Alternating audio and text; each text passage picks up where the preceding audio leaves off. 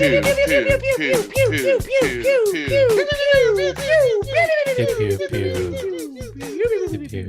threw Robert off so bad right there. Yeah, you did. Yeah, you faked him out. What's going on, guys? Happy Gravy Day. It's episode 461 of Pass the Gravy. And if you're watching the video version, congratulations to you. A lot of you should also check out the video version. You should check out both just so we get clicks for both. If you're listening right now, go watch the video or just hit play on the video. And then if you're watching, also hit play on the podcast. But Pat's rocking his PTG limited edition merch. You got your Frankie Ocho shirt on and your Gravy City coffee mug going down.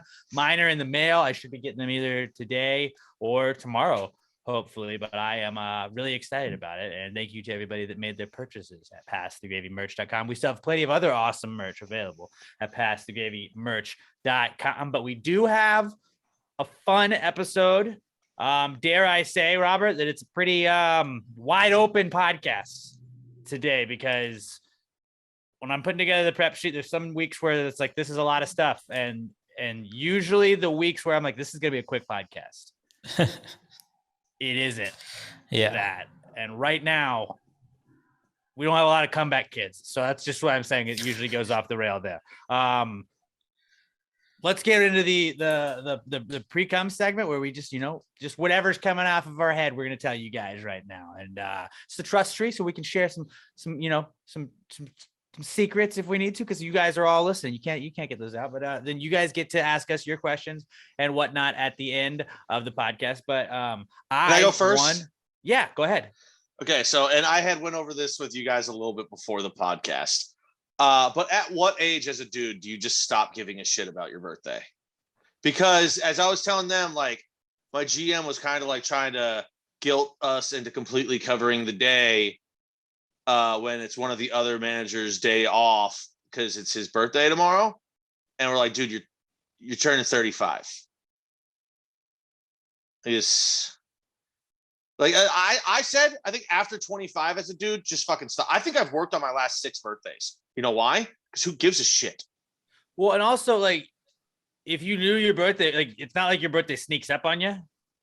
If you wanted the day off, you could have requested the day out. You could have you're the GM. I would assume that you kind of have the power to shift schedules if you're doing, But like, it's also because like we've got 4 managers. It's one of their days off. And the other one has 2 caterings that she has to work that day.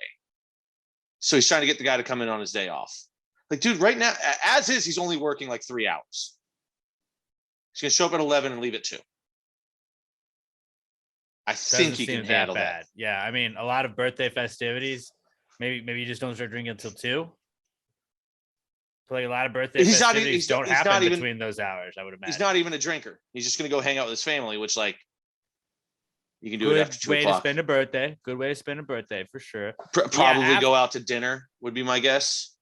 I think we've talked about this before, but it's like after, I think you can kind of get, like, if you want to play the I'm 30 game, you can do that. Milestone birthdays, go for it. Like 30, it's the next one. Milestone, if you think about it. It's halfway to 40. I mean, you know what I did on my 30th birthday? I fucking worked, and then I'm guessing I came home and drank some whiskey on my couch, but that was not different from any of the 13 days preceding or after that. So who gives a shit? Yeah, I want to say, like, if you're women, I mean, women celebrate their birthdays. It's what you guys do. Month. You get a birthday month, not just a birthday. But like, as a dude, okay, you graduate college, you get like 2 or 3 years after that. Like, dude, we're going out with the boys, we're partying. After that, dude, you're a fucking adult. It's a Wednesday. You've got work tomorrow. You get a pass on, like, if your birthday falls on like a Friday or a Saturday, you're like, oh, dude, it's Pat's birthday. Let's go out, get lit. Where you justify, like, we're going to go get really drunk, but it's not because we're just drinking to drink. It's because it's Pat's birthday. And then you're using that's kind of your excuse. Yeah. Yeah. This year, mine's on a Saturday. Last year, it was on a Friday. Don't care. But I mean, if you want to go, like, I understand that, but like, yeah, it's weird to try and like guilt people at work about like, what was my birthday? It's like, I didn't ask you to be born, bro. Can you come in and he asked the guy whose day off it was. He said, can you just come in and open and stay for like an hour? Can you just come in an hour earlier? Can you just be here at 9? Just trade shifts. You should try and trade No. shifts with people. That's what it is. Normally I would open and he would close. We traded I thought shifts. he was just asking him to take the shift just for fun. Just No. Here, No, we traded shifts, but he doesn't want to be there at 9. So he asked the dude whose day off it was if he could come in at 9 until he gets there at 10 and then just leave at 10. But no, I was like, he's not going to come in for an hour on his day off. He's currently moving. Yeah, pretty weird. I was like, So I'm going to say 25. After 25 as a dude, shut up. Your birthday means nothing. Definitely after 30. And again, I'm going out for a birthday is cool. Kind of stuff, but trying to guilt people, I always hate where it's like, hey, that's the last orange. Can I have it? It's my birthday. I'm like, now I want the orange even more because I know that you're trying to use a lame excuse. Like, you shouldn't be planning shit. Like, you know what your planning should be? Yeah, it's my birthday Friday. We're gonna go get some drinks. You in? Cool. Yeah. I haven't even done that in like 5 years. But again, it's like you can justify like we're going out and getting tanked because it's Pat's birthday. Like you can like that's what we're doing for Pat's birthday. Oh, okay. Don't you guys go to the bar every Friday and drink? Yeah. Well, but we're doing it this time because it's Pat's birthday. Oh, okay. I'm just like, I almost always work the next day. There's groups of friends and it's mostly girls, but you just see it online where like they're at somebody's birthday weekend like every other weekend, and like that's gotta be exhausting and expensive. Yeah, like we're going to Vegas for so and so's birthday. Now we're going to Nashville. We're going to Charleston. It's Kelly's Dirty 30. I mean, I get it. You're like, you went to 17 different places in like a 2 month span. That's wild. And how rich are you? Right? Like, I get that most people make more money than I do, but all I ever hear about is how expensive it is to be a girl, all the shit you got to buy. You go on like 4 vacations a year. Not all of them are being paid by random dudes. I know that for a fact. Because there's a lot of girls' trips in there. Well, I don't know. Maybe they are still getting sugar daddies just pay for the girls' trips. But like, I think a lot of them are just paying it themselves. So I don't think being a girl is as expensive. They don't know how expensive it is to be a guy. I gotta buy video games. I gotta cover my gambling losses. I gotta pay an extra cable service so I can have multiple TVs to watch the sports that I'm losing money on. Right. I don't think they put thought into like being a dude ain't easy. And it's like I gotta buy my own drinks. I mean, we always hear about the plight of being a woman. Oh, it's so difficult. You don't understand how hard it is to be a woman. Well, but they never ask, like, what about guys? Huh? Hey, Pat, how much money did you lose last week? That sucks for you. Yeah, he's got to recoup all those, and nobody is buying him drinks at the bar. You can't just have a night off because when you want your drinks, you got to pay for them. There's no cutie at the bar like, oh, hey, I'm batting my eyes at you. Can I get around for this big fellow over there? Bro, the last couple times that I actually did go out on my birthday, none of my friends even bought me a drink because we're men. I didn't ask them to either. Yeah, you can just we're get adults. Usually, you just like a round of shots or like a round of beers is what I. They didn't even do that. I got these my friends guys. Are kind of pieces of shit. But if it's like a mutual thing, like if your friends go out and like that's what everybody else does for them, and then like yours comes around and they don't do that, then it's like something's up. But if you're just your friend group, like you say with Christmas and birthdays for your brother, and you've never gotten your siblings anything, and it's like that is like if that's established, then like yeah, that's the status quo. That's how it is. I want you to clip this so next Manuary we have this clip to lead off the month with. Like put it large on your desktop so we can't miss it. I want to think about this every day.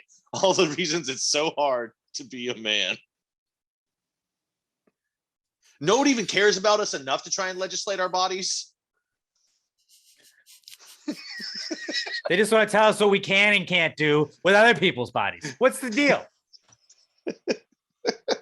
Nobody cares about us. They don't care about our birthdays, our bodies, our rights. They're just like, whatever, do you. Father's Day is basically go fuck yourself.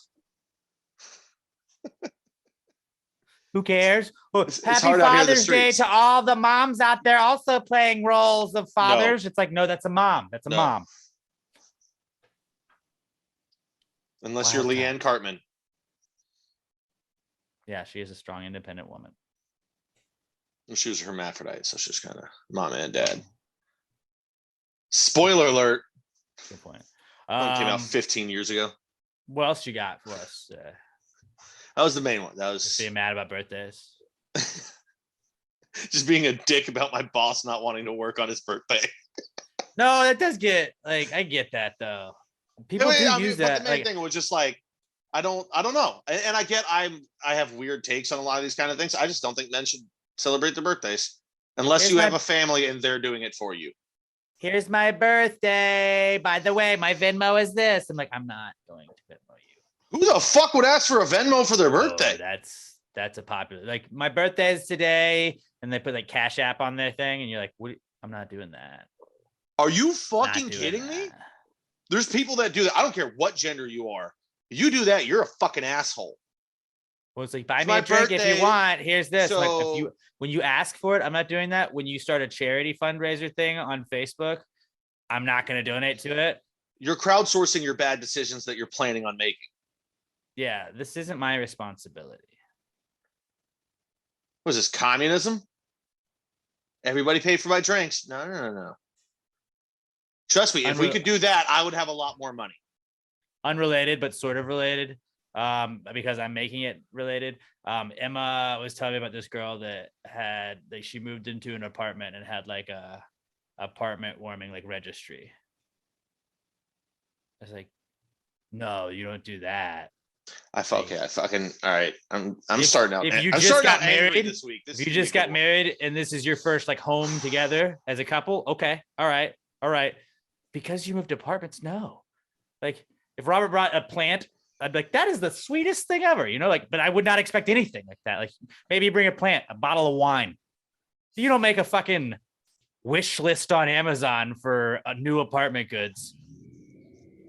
So my sister made a good point to me yesterday too, where she was like, hey, because, you know, I've been waiting to get a car just because like the fucking titles haven't released. And she goes, wait, it's almost Memorial Day weekend. You should probably just wait for it and get a deal then. I was like, that's a good idea. So now what I'm going to do is I'm going to go online, like, who wants to help me with my next car payment? Do it. For Memorial Day. Cash App link below. Are you fucking out of your goddamn mind? If you like, if you follow me on Twitter and stuff and your Venmo or Cash App is in your bio, I do not follow back. That's just like a strict rule I have. Like, I'm not doing that. I haven't come across it.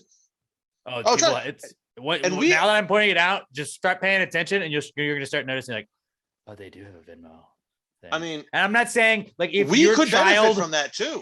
If your child is sick and you're using the money for like a GoFundMe, absolutely, I got you, you know? Nothing wrong with that, but just to have a Venmo link for no reason, just to assume like the balls. I hate it so much that it's like I almost respect it, but I can't. You better be selling nudity with it. No, it's not even. It's like, dude, you don't even have an OnlyFans. That's what I'm saying. Like, if you're just like, hey, if you want to send me money, here's my wish list.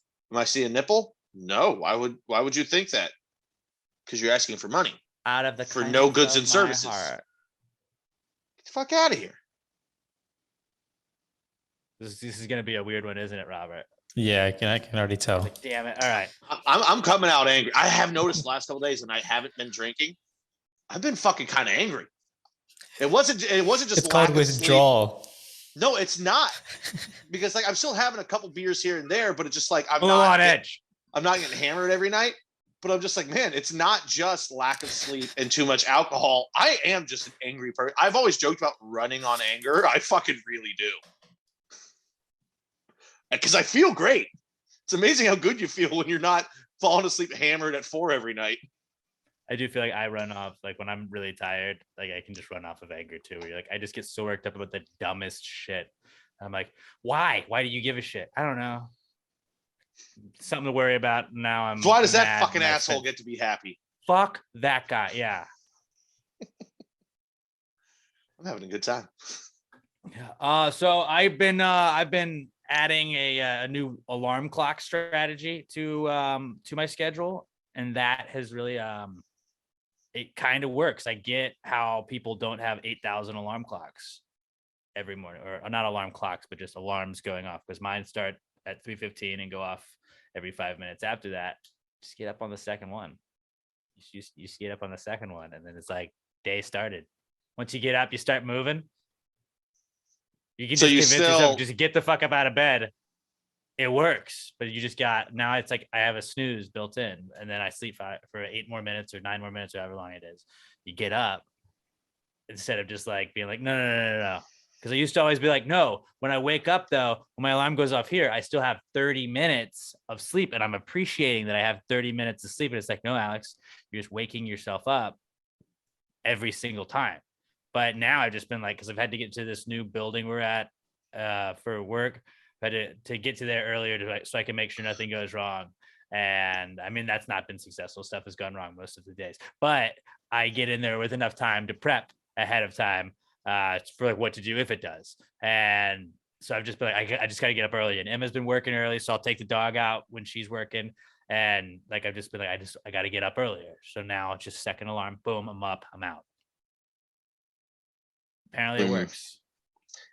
Yeah, I still can't do Some that. people have been doing for years, and I'm on that train now. This is growing up. I'm just so Blink-182 conditioned to set. hit. I'm too conditioned to hitting snooze 50 times. My Oh, I body am can't too, get buddy. up. I am too. And so I do this thing where I have the actual alarm clock, and then I have my phone alarm, and my actual alarm clock, when I hit that, like I'll be in the shower here and I'll hear the clock radio come on. I'm like, damn it, I'm in the shower though. It's gonna suck for Emma. She's just gonna have to wake up and hit it, but whatever. You should probably turn that one off. Yeah, but I'm already in the shower, so I can't get out and like. No, I mean, you should probably just turn that one off. I still want it as a backup. You never know. You never know. You always have to have 2 alarms. 2 We should separate invent- alarms. Because what if the power goes out? Huh? Power goes out, Ooh, and then I got my phone. What if your phone dies because you forgot to charge it, and then you got the other backup? Like, you have a fail safe at least. okay, product idea. It's like I was gonna Right. say it attaches by a wire to your alarm clock, but maybe just like a ring that's Wi-Fi, and at the designated time, it electroshocks you. You'll be up on the first time then. I like that. I think that's actually a good product too. A Wi-Fi ring. What about you'd call it a Ri-Fi? Because it's ring. No, it's got to be something with like electroshock. Like, there's got to be some sort of name that we can workshop. We'll work on it. Oh, it could be called like Jumpstart Your Day or something. The jump start, because you jumpstart like a car, you're shocking it, boom. I like it. That's a working title. Have you ever seen like a deaf person alarm? In sign language, I remember our professor showed us, and it was. Is it just like a hand on an alarm clock, and when it goes No, off, it it's like got like slaps a- him in the face? It's like a vibrating, like it's. So it's like it shakes under. You could put it under your mattress, so to like shake you. It's a pretty good idea. Sometimes they flash big. They like have these big flashing lights. Like if you see, you can like set it to like not sign language mode, but like hard of hearing mode or hearing impaired mode. And like when you get a text message, they'll like flash on your camera, will blink. I don't want that. But like I want to be for an electroshocked. alarm clock, it makes sense. I just I want to want feel strobe something. lights to go off. I want strobe lights to go off. Is what I want. I don't know. I hate the club. Wake up to a disco every morning. I hate Wake up anybody Funky that Town goes to playing. those.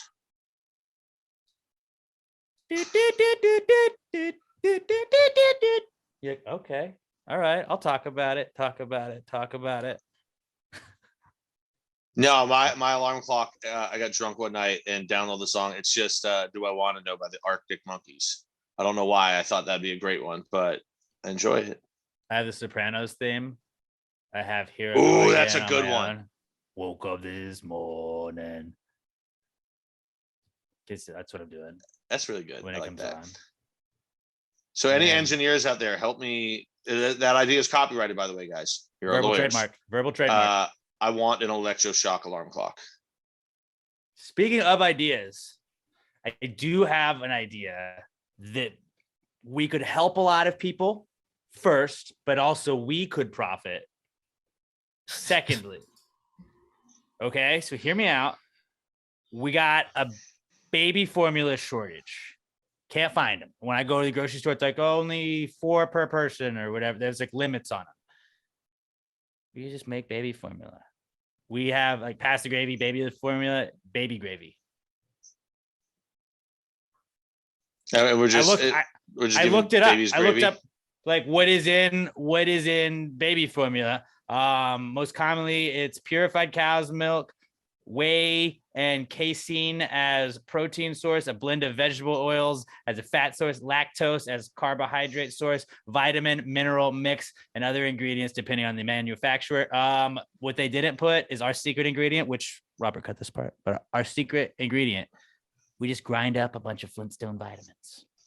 I'll just say this basically just sounds like grind that bad boy up, put it in a container, whey protein, get those like the pre-workout stuff, put a bunch of that in there. Yeah, then pre-workout you get some powdered milk, vegetable oil. That's basically what you read off.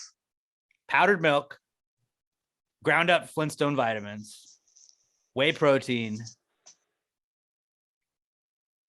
add water, boom, baby gravy. We just got to go buy this stuff, put it together, and I'm pretty sure we can turn a profit because everybody's like, oh, I can't find baby formula. Well, may I interest you in some baby gravy, perhaps?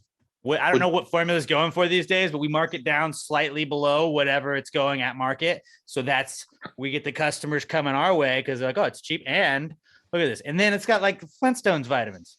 Everybody knows that like nobody can die if you had a bunch of Flintstone vitamins as a kid. That's just and it's pre-workout. So we're going to have a bunch of jacked babies. Oh, you didn't want your baby to be strong. Wow. What's that say about you as a parent? You want them to be dependent on you for their whole life? We're trying to move that process quickly. Then we can start a toddler wrestling league, which I'm pretty sure is an idea I've had before. No baby fight clubs. We're not doing baby fight clubs. You're not. We're making money on baby formula because we're helping people. We're ending the baby formula crisis we have. You can stay out of it if you want, but me and Frankie, we got some ideas. Pass the gravy saves America. I do like the sound of that. That's what we're doing. We can get a key to the city. To all the cities, because we would be saving babies in all cities. There's a lot of cities I don't want the key to. Like Dallas, keep it. When people are like, oh, I can't find baby formula, I'm like, have you tried boobs? Oh, see, now don't say that online, Alex. People are gonna attack you. Oh, I know. I saw somebody. I got into like a baby formula, not debate, but like wormhole today, trying to like figure out how we could make our own. Oh, I didn't even tell you our secret ingredient. Didn't even tell you the secret ingredient. How fucking stupid am I? You did. You told us a secret ingredient. Yeah. Well, the secret ingredient is the Flintstone vitamins, but also regional stuff we can add around there. Some kids in Louisiana, well, Tony Chachere's in it. Put some spices in that. Make it a little spicy baby formula. Wisconsin, cheese curds. Just shredded cheese on top. It would have to be a powdered form. New Jersey, some nice fine gabagool. No, it's just mozza. You put a little mozza on it. California, they got kale. Grass. New Mexico, we pour some Breggy Bomb salsa in that dish. But again, it's got to kind of be like powdered maybe meth stuff. Babies can eat salsa. Oh, you mean you do mix it? But like when we have to put it in the big container, we just gotta go buy a bunch of those pre-workout things, take the label off, use the pre-workout material, like divvy it up, put it in the formula with all the other stuff, package the whey protein bottles as pasta gravies, baby gravy, baby formula, and yeah, it's on shelves in like seconds. This is not. We'll have to go to farmers markets because there's no way the FDA is going to approve us because they're a bunch of dickheads. Here's my way around that. We start our own FDA, which doesn't stand for Food and Drug Administration. It's the Fun Dudes Association, which approves it, and we just say it's FDA approved by the Fun Dudes Association. We just put like FDA asterisk Fun Dudes Association, not Federal Drug. No, we'll get sued then. We just say pending. No, because we put an asterisk. Did you read the packaging? FDA approval. And we never submit it for approval. Yeah, because we're pending, it's always pending. Sending it to them. Yeah. It gets lost in the mail every time we send it because we don't send it. But we say we sent it. We know a guy who works in the mail service. Let's put it that way. Just say we got a little 8-legged friend, Francis Vicente Ocho. Maybe you've heard of him. He makes packages disappear. Let's just say that. We may or may not have ways of. Oh, that package found its way into the ocean. That's crazy. I'm down. This isn't a bad idea. Yeah. We could go to farmers markets. Farmers markets aren't regulated, are they? Maybe they are. No, that's why I already said we would have to go to farmers markets. I thought you may get some stuff from the farmers market, though. I thought you may get our material. We could probably do that too, though. We get there early. We just throw it all together, put some caps on it, and then we turn around and start selling it. You know how this one's got banana. Sometimes like on the highway, you'll see like people just selling watermelons in the back of a truck. We're just like baby formula, 2 for 1. It's just me with my truck backed up. We just got a whole bed full of baby formula whey protein bottles that we're just, here you go. I don't know what does baby formula go for? Let's play Price is Right, fellas. I mean, what size are we talking here? You look it up, give me a size, and I'll take a guess. I'm just thinking of like a regular can. I would say regular can. I honestly don't know why I'm asking for sizes because I have no idea what baby formula comes about in. $18. About $18. Okay, that's good. That's cool. That was a lot of fun to play guess the price, and you just said because y'all were just talking too much. I'm trying to stay on we were course. giving you time to research. Yeah, I was gonna say 5 to 10, so I would have been off. About $18, which means I was gonna say for like the size that like your detergent pods come in, I was gonna guess like $26 for that. But also, I don't understand baby formula. But like, if it was $18, it would be great if we could somehow like if we could just charge $17.76 for it, but we would charge like $10.69, and then just flip that bad boy around. No, we charge $17.76, and at our stand, we just have Hulk Hogan's "I'm a Real American" playing at all times. Because we are saving America with the baby formula. $17.70. Yeah. Okay, so we charge $17.76. It's about on brand with how much regular baby formula costs, but it's patriotic and it's got our secret ingredients in it.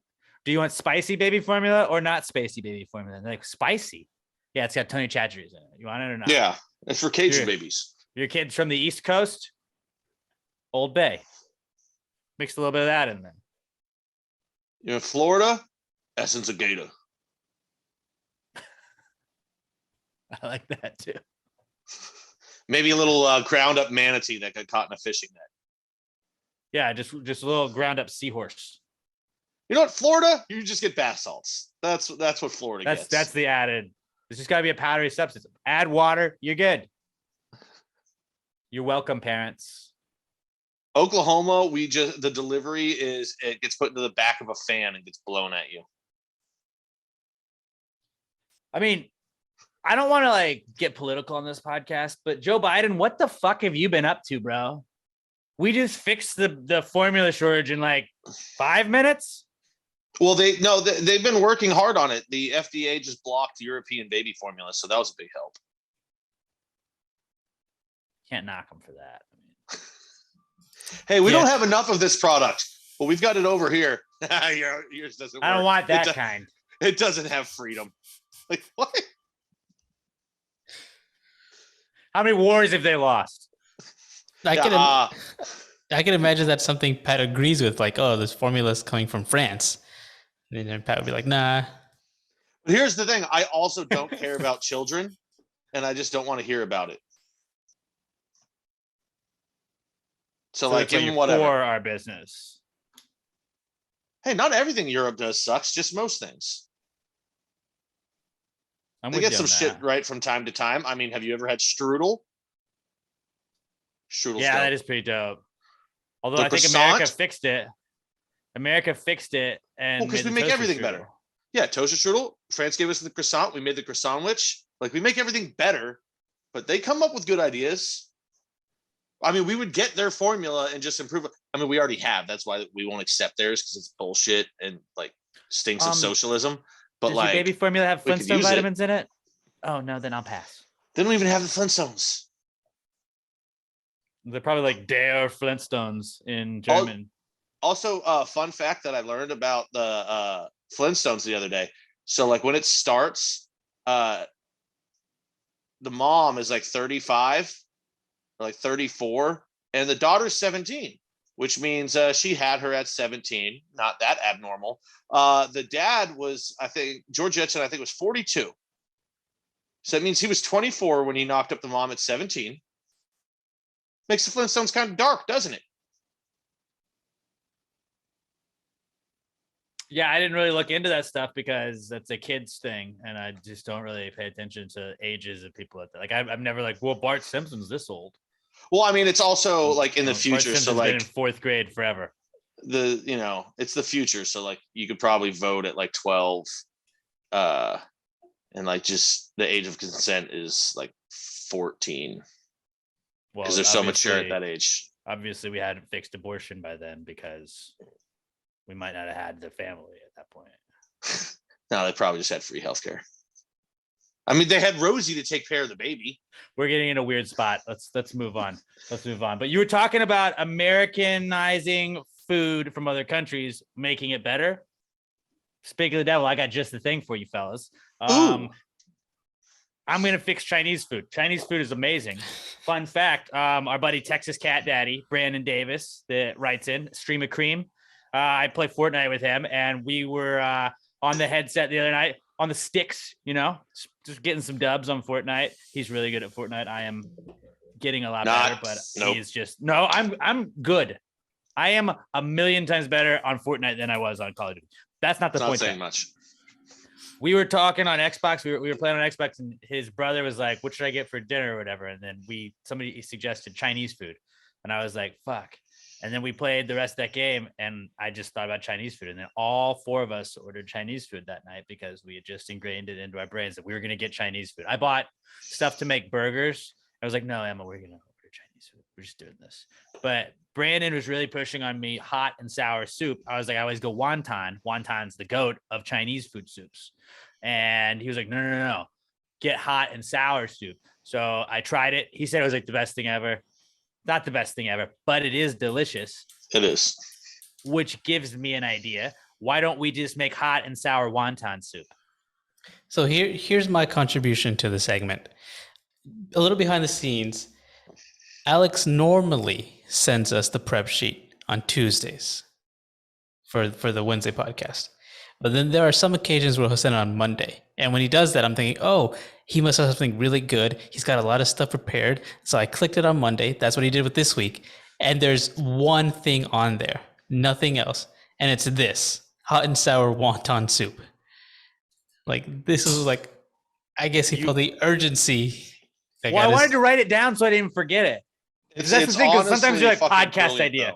You're like, podcast idea now. And I'm like, I'm going to fucking forget it. I put it in my notes app, but sometimes I forget to look at my notes app when I'm doing the prep sheet. So I was like, no, I'm making the fucking prep sheet now. We're going to share it to the guys. So that way you guys can also add stuff to it. So that's why I was like, hot and sour wonton soup. Not a bad idea. Not a bad, like, it's the awesomeness of the broth of Don't undersell this. Don't say not a bad idea. It's a fucking great idea. I don't know how we've never done it. I literally just texted my brother to do it next time he gets Chinese food because he eats it way more than me. I'm actually mad at myself that in almost 32 years of life, I never thought of putting wontons in the hot and sour soup. I hadn't until the other day, and it was just like, what are we doing? This is a huge missed opportunity because they have like sliced up fucking tofu in it instead of wontons, and it's like, oh, you know what's better than tofu? A fucking wonton. Duh. Put that in the broth, the amazing hot and sour broth, but then you get a little nice treat. That's the beauty of a wonton. Is it's like when you're finishing your cereal and you get the little prize at the end. You get the nice little treats, a wonton here. And you're not going for like, because when I get wonton soup, which is amazing, you just go right for the wonton. At least I like to try and start with one, and then you try and savor the other one. Just let it last until the end. Never makes it that far. But with the hot and sour soup, you're also not gonna like You gotta like it. It's not as transparent as the wonton broth is. So you got some stuff floating around in it. It's like a little different colored, and then you got the two little treats at the bottom.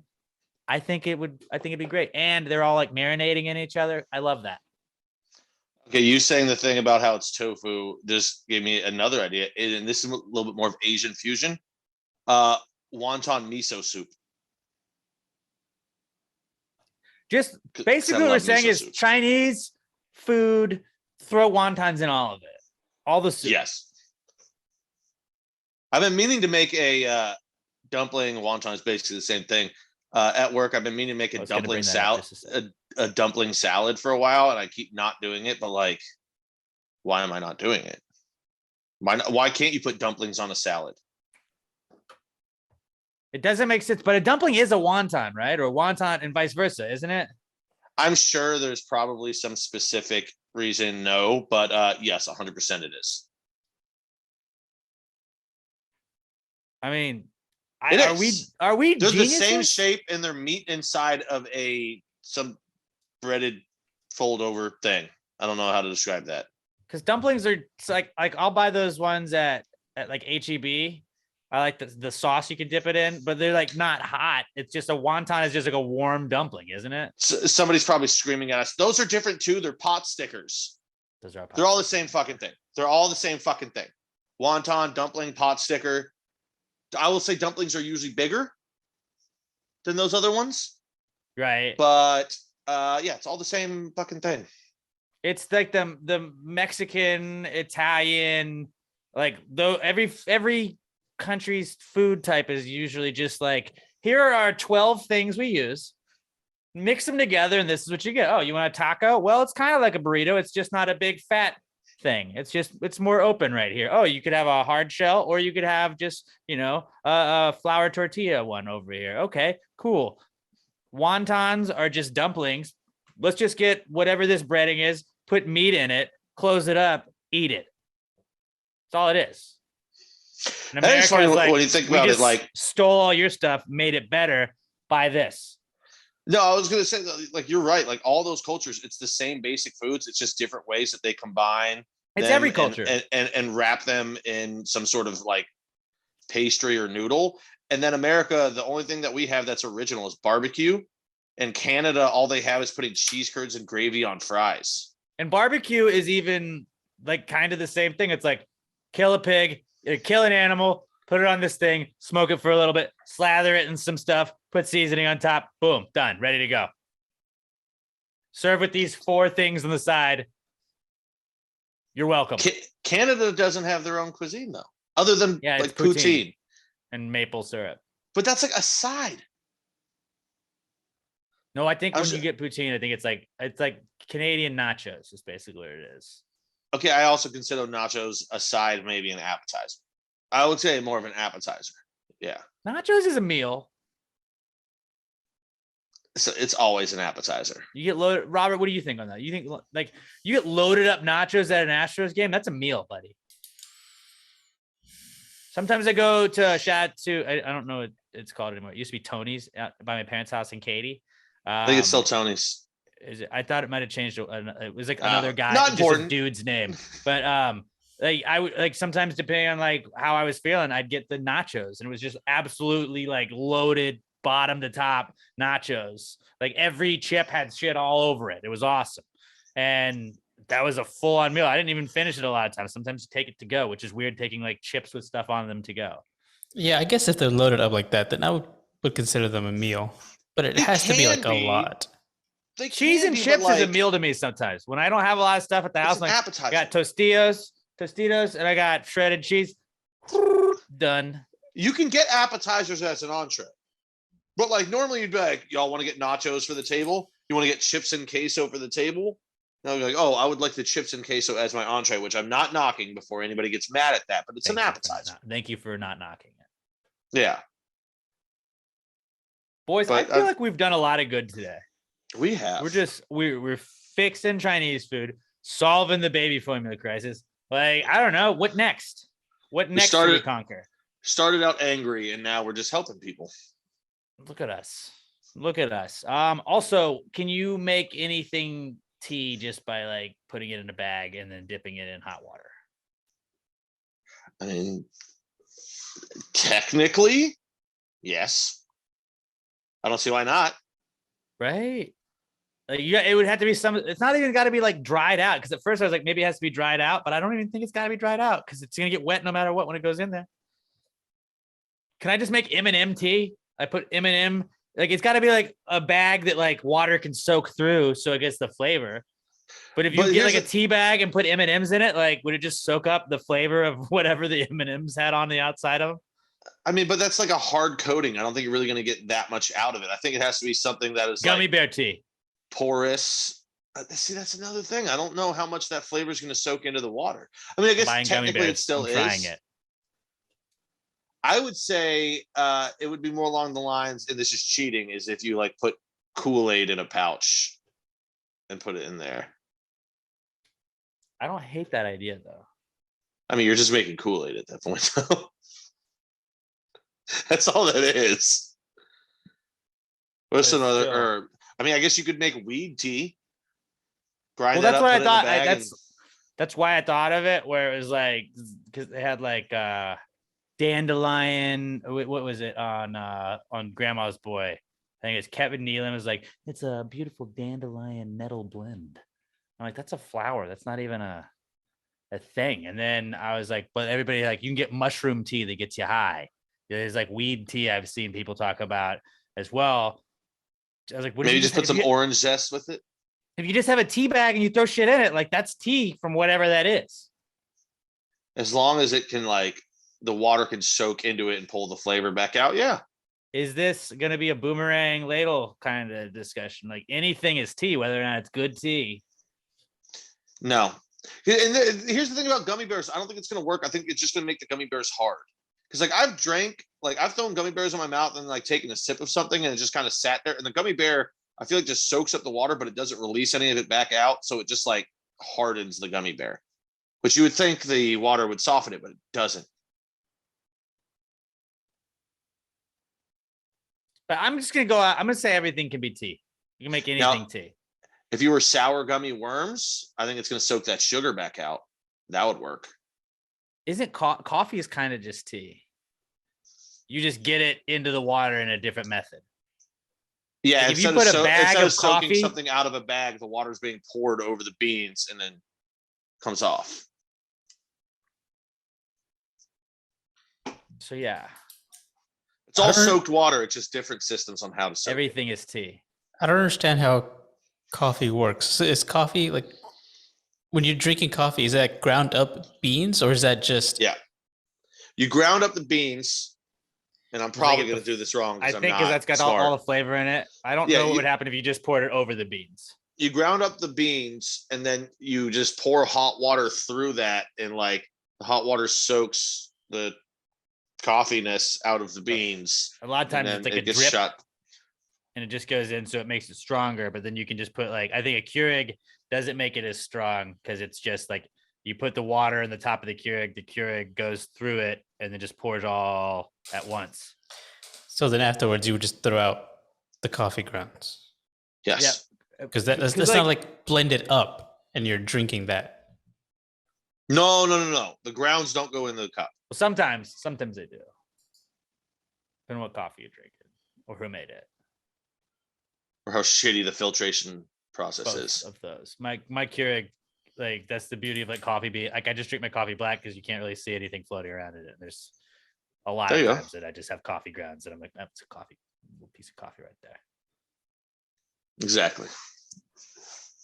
Solving the world's problems, fellas. Solving the world's problems. Last thing I brought, I saw that I can't remember what basketball team it was it was the Brewers. Or whoever was playing the Brewers. There's a haunted hotel in Milwaukee, and they were like, yeah, the guys were saying they saw ghosts.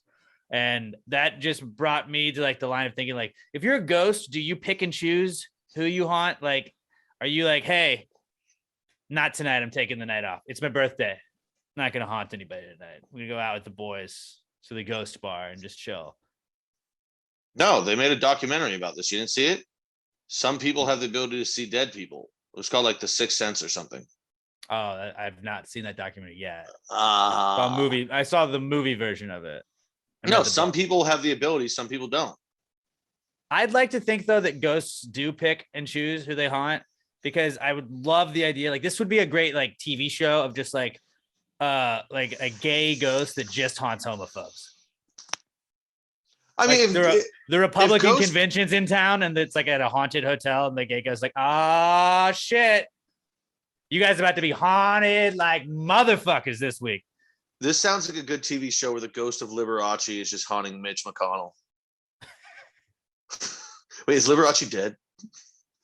I think so. I think he is too. I think he's been dead for a long time. Probably. But like, what, like a black ghost that just haunts KKK members? Like, there's a KKK convention in some place, and that's like a haunted hotel, and the ghost is like, "Oh, these motherfuckers are done. Have fun sleeping this week." Just haunts Yankees pitchers. Well, that would be a ghost of Jose Altuve. May he rest in peace when he dies. He's just nice to them too. Like, it's okay, guys. I forgive you. Matt Damon. He just Matt Damon. Jose dies before Matt Damon, and he just haunts Matt Damon just because he wants to hang out. Google or just YouTube Jose Altuve, Matt Damon. It's my favorite like Altuve clip, and it's the most pointless clip of all time. Where just somebody's like, "Matt Damon wished you luck." He's like, "Matt Damon, I love his movies." Wow, that's big. Like everybody was talking about, they just won a big game, and like he was like, "Matt, you say Matt Damon, the crypto guy?" Yes, Matt Damon, who invented crypto. No, he's the meme guy.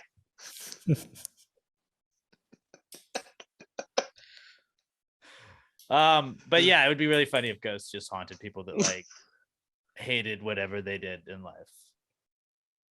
So who's the happiest person to ever die? Because they would haunt me because I hate happiness. No, because like they probably wouldn't like. I don't know how you become a ghost or whatever. I don't know what the deal is with that, but like it's funny to just think of being like a bunch of like racists just always being haunted at like a haunted hotel by like, oh no, the racists are in this room. This black room's over. Let's get them. Ooh. Shit, I didn't sleep a lick last night. Damn hotel's haunted. I thought we were the ones supposed to dress like ghosts. All right, that is all I brought in. And Robert, you seemed like you didn't have anything else besides what you weighed in earlier on it earlier. Mm-hmm. We talked about so much stuff. We solved so many problems. I mean, really, this could be a podcast in itself. I think that's one of the descriptions, like in iTunes. I think one of the part is like, "Oh, we solved the world's problems." We did live up to that today. Mm-hmm. So you're welcome, world. You're very welcome. So at Past Gray Pod, we will be accepting pre-orders for Baby Gravy Baby Formula from the fine folks at Gravy Tech. We got R&D on it right now, so you're gonna love it. And since a lot of our unpaid interns are babies themselves, we can test the product. We have some jacked up employees. Dude, this is gonna be great. We're gonna make so much money. I'm excited. Until we get arrested. But then we're falling back on our we're gonna have to fall back on our asterisk FDA. We've got lawyers. It's okay. Fun Dudes Association. No, remember, FDA approval pending. But also hashtag like is the asterisk that's Fun Dudes Association, not at all associated with the Federal Drug Administration. Like, okay, well, they did say that on the box. That's our out. Box. And we'll sell it on the roadside next to the watermelons and blankets. All right, let's fucking move on. Moving on, let's get to the Comeback Kid of the Week segment, brought to you by good friends at Southern Star Brewing Company, the best beer in the entire world. I'm drinking my personal Southern Star favorite, the Strawberry Bombshell Blonde. It's summertime, and this is, without a doubt, is it the GOAT of pool beers? Is it the goat? Is a strawberry bombshell blonde the goat of pool beers? Because people forget Southern Star was the first to can craft beer in Texas. They also only sell in cans. A lot of pools are like, oh, don't bring those bottles here. No. You're never gonna have to worry about that with Southern Star. Southern Star, you're like, oh, I got a can. It's cool. This isn't breakable. We're good. You're always allowed to take Southern Star to the pool. You can't say that for every beer in town. But Southern Star Brewing Company, Strawberry Bombshell Blonde has to be my leader in best pool beers this summer. If you're out by the pool, do us a favor. Go by the pool this weekend. Send us a picture of you drinking a Southern Star. If you're drinking a Southern Star at any point this week, hit us up at Past Grade Pod, at Southern Star BC on Twitter and Instagram. Let them know you're supporting the people supporting the podcast. The Southern Brunch Pat just showed if you're watching the video version. Another pool goat. It's between those two. The conspiracy theory, IPA, maybe not a pool beer as much. I mean, you can definitely drink it at the pool. Okay, I thought you were just showing all of your pool beers. Oh, no, I'm just showing all the beers. Smorgasbord he's got. I got a lot of beers. I was saying between the Southern Brunch and the Strawberry Blonde, those are the two goat pool beers. And then just the regular Bombshell Blonde. Can't go wrong with that. Southern Star Brewing Company, the goat of beers, and they are our beer sponsor for the show. 3525 North Fraser Street up in Conroe. Go check them out. We got a Pass the Gravy flag hanging on the wall over there when you're getting your tokens. Let them know you're part of the Gravy Gang. They're like, oh, dude, come on in. Try some of this. And they'll give you a little sample of this. They got the Yulee Pineapple IPA, all kinds of awesome stuff. They're coming out with new stuff every single week, it feels like. They do have the what is not the Excelsior? What I'm fucking it up. What their seltzer they made, the water elixir. Their Southern Star Elixir, non-alcoholic, made with hops though. It's awesome. They always tell you to mix some water in between your beers when you're up there. It's amazing. That's the first Southern Star Robert doesn't drink, but Robert had a Southern Star Elixir and he liked it. It's kind of just like a little Sprite. Like a little Southern Star Topo Chico, basically. It's American made though, and you're basically a patriot when you buy Southern Star. That's really what it comes down to. You want to be a patriot? Buy Southern Star. Southern Star Brewing Co. at Southern Star BC and at Southern Star Brewing Co. on Twitter and Instagram. Let them know you're supporting the people that support the podcast. Tag us, tag them if you're drinking a Southern Star at any point in time. What you got, Pat? And if you're looking for something to do this Saturday, the 21st, it's the second annual Vincent Blessing of the Wine Festival. It's not at Southern Star, but it's in Conroe. It's at 500 Metcalf Street. They've got bands, food trucks, wine tasting, beer, spirits. There's a parade at 10 a.m. So just like everything Southern Star does, it's family friendly. Blessing at 10:30, park admission at 11 a.m. Of course, drinks. First 300 people get a commemorative glass. Ooh. And you know how we love to fire glasses. Yeah. You know how we love to collect those glasses. So it's a $30 admission. Tickets are at eventbrite.com. You can't make it to that. Later on, 7 p.m., they've got the band Ponce playing at Southern Star Brewery. And rock and roll back, baby. 7 to 9 on a Saturday. You're probably not doing anything either. And, it's pretty much after the sun goes down. So it's going to be great. When we were up there, and I was up there for the concert, once that sun went down, fucking beautiful outside. It was so beautiful when the sun was out, too. As long as there's a breeze. Beautiful area out there. Real beaut. Like every weekend, Southern Star's got you covered. Then, of course, Sunday, Crawfish Sundays. So party hard cooking. Saturday night. 121 weeks Sunday. Of crawfish in a row. D's cooking number 1 and 3 in my rankings over that 121 straight Double weeks. dipping. Oh, I mean, they were number 2, and I went and was just like, oh my fucking God. This is amazing. Pat, you were there. You had those crawfish. You had the number 1 ranked crawfish, and they were dope. And they do fucking pickles in it. Wild. I like it when you get wild with the crawfish boil. And they were like, fuck it. Pickles, let's go. Pickles, add some garlic. He's crazy. Pineapple, do it all. D's cooking. Shout out. The goat of crawfish. People do hot dogs now. Or at least one guy that I follow online does hot dogs. Fucking amazing. I don't hate it. I want to do a boil when I end the streak, like at the end of this season, because I'm not going to continue in the offseason. I'm just not going to do that this time. Smart. I need to find somebody that will do the crawfish boil, because I will not. I'm a connoisseur. I don't know how to make it good. I know how to eat other people's work and tell them if it sucks. That's what I specialized in. All right. Definitely. We'll have to have a gravy boil. We should do a past the gravy boil to finish the streak. And then I just want to throw in all the random shit. I want to throw in all the random. Oh, we're definitely doing pineapple. It'll change your Throw a life. little pineapple in it. Try the hot dog. I don't care. Throw some pickles in it. See how it goes. Chunks of garlic. Damn, now I'm Less hungry than for like some crawfish. Yeah, crawdaddies, baby. All right, let's move on. This is the Comeback Kids segment brought to you by Southern Star Brewing Company. It's the Comeback Kid. The Comeback Kid of the week. The Comeback Kid of the week. Bitch. All right, our first Comeback Kid this week. This is an oncurring thing on this podcast, but it's humans versus robots. We have an ally in our fight against the robots. You guys know that I have been warning everyone on this earth for years now. That robot dog Boston Dynamics made. It's all cute and can do flips and stuff. Fucking terrifying.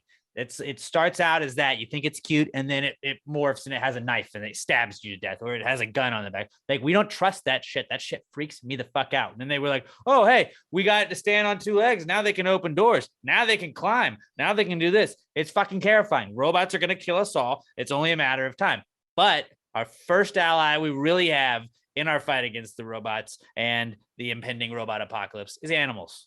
Right in front of our faces all the time. They always say dogs are man's best friend. Well, animals are like an offset of dogs. So therefore, animals are also man's best friend too. They went to a zoo and they released one of those Boston Dynamics robots. And I think it was a cheetah that was around it. And it was just like, fuck this shit. Not dealing with it. That cheetah was having absolutely nothing to fucking do with it. There were a couple other animals that just were like, I'm going the other way. And I was like, it's like when you have your dog over, like you have people over at your house and like your dog, you have the dog test. Your dog doesn't like somebody that comes to your house. It's usually because that person's an asshole. It's almost 100% of the time. I've got a few, because I just watched that video. I've got a few thoughts on it. One, cheetahs are fucking pussies apparently, because it was in there and it was like growling at it, or like, what do you call it? Like, rah, whatever you call that fucking noise. Cheating. It was cheating at it, but like, it never once swatted it like cats normally fucking do. It didn't attack it. It didn't rip it apart. That was the only animal it was in the cage with. Lions did not put it in cage. It was on the other side of the fence because the lions would have fucked that thing up. They didn't even have it in with the hyenas. Hyenas would have fucked it up. Also, they had it like on the other side of the cage. It was on all fours, stands up on all twos, and starts like waving its hand in the lion's face. It was taunting them. It's not a smart move, robots. And also, at the beginning of the video, it says, you want to get ripped apart? After being accepted into human society, we brought it to the Sydney Zoo. First not of all, accepted. Not accepted. A lot of people not don't accepted. trust this shit.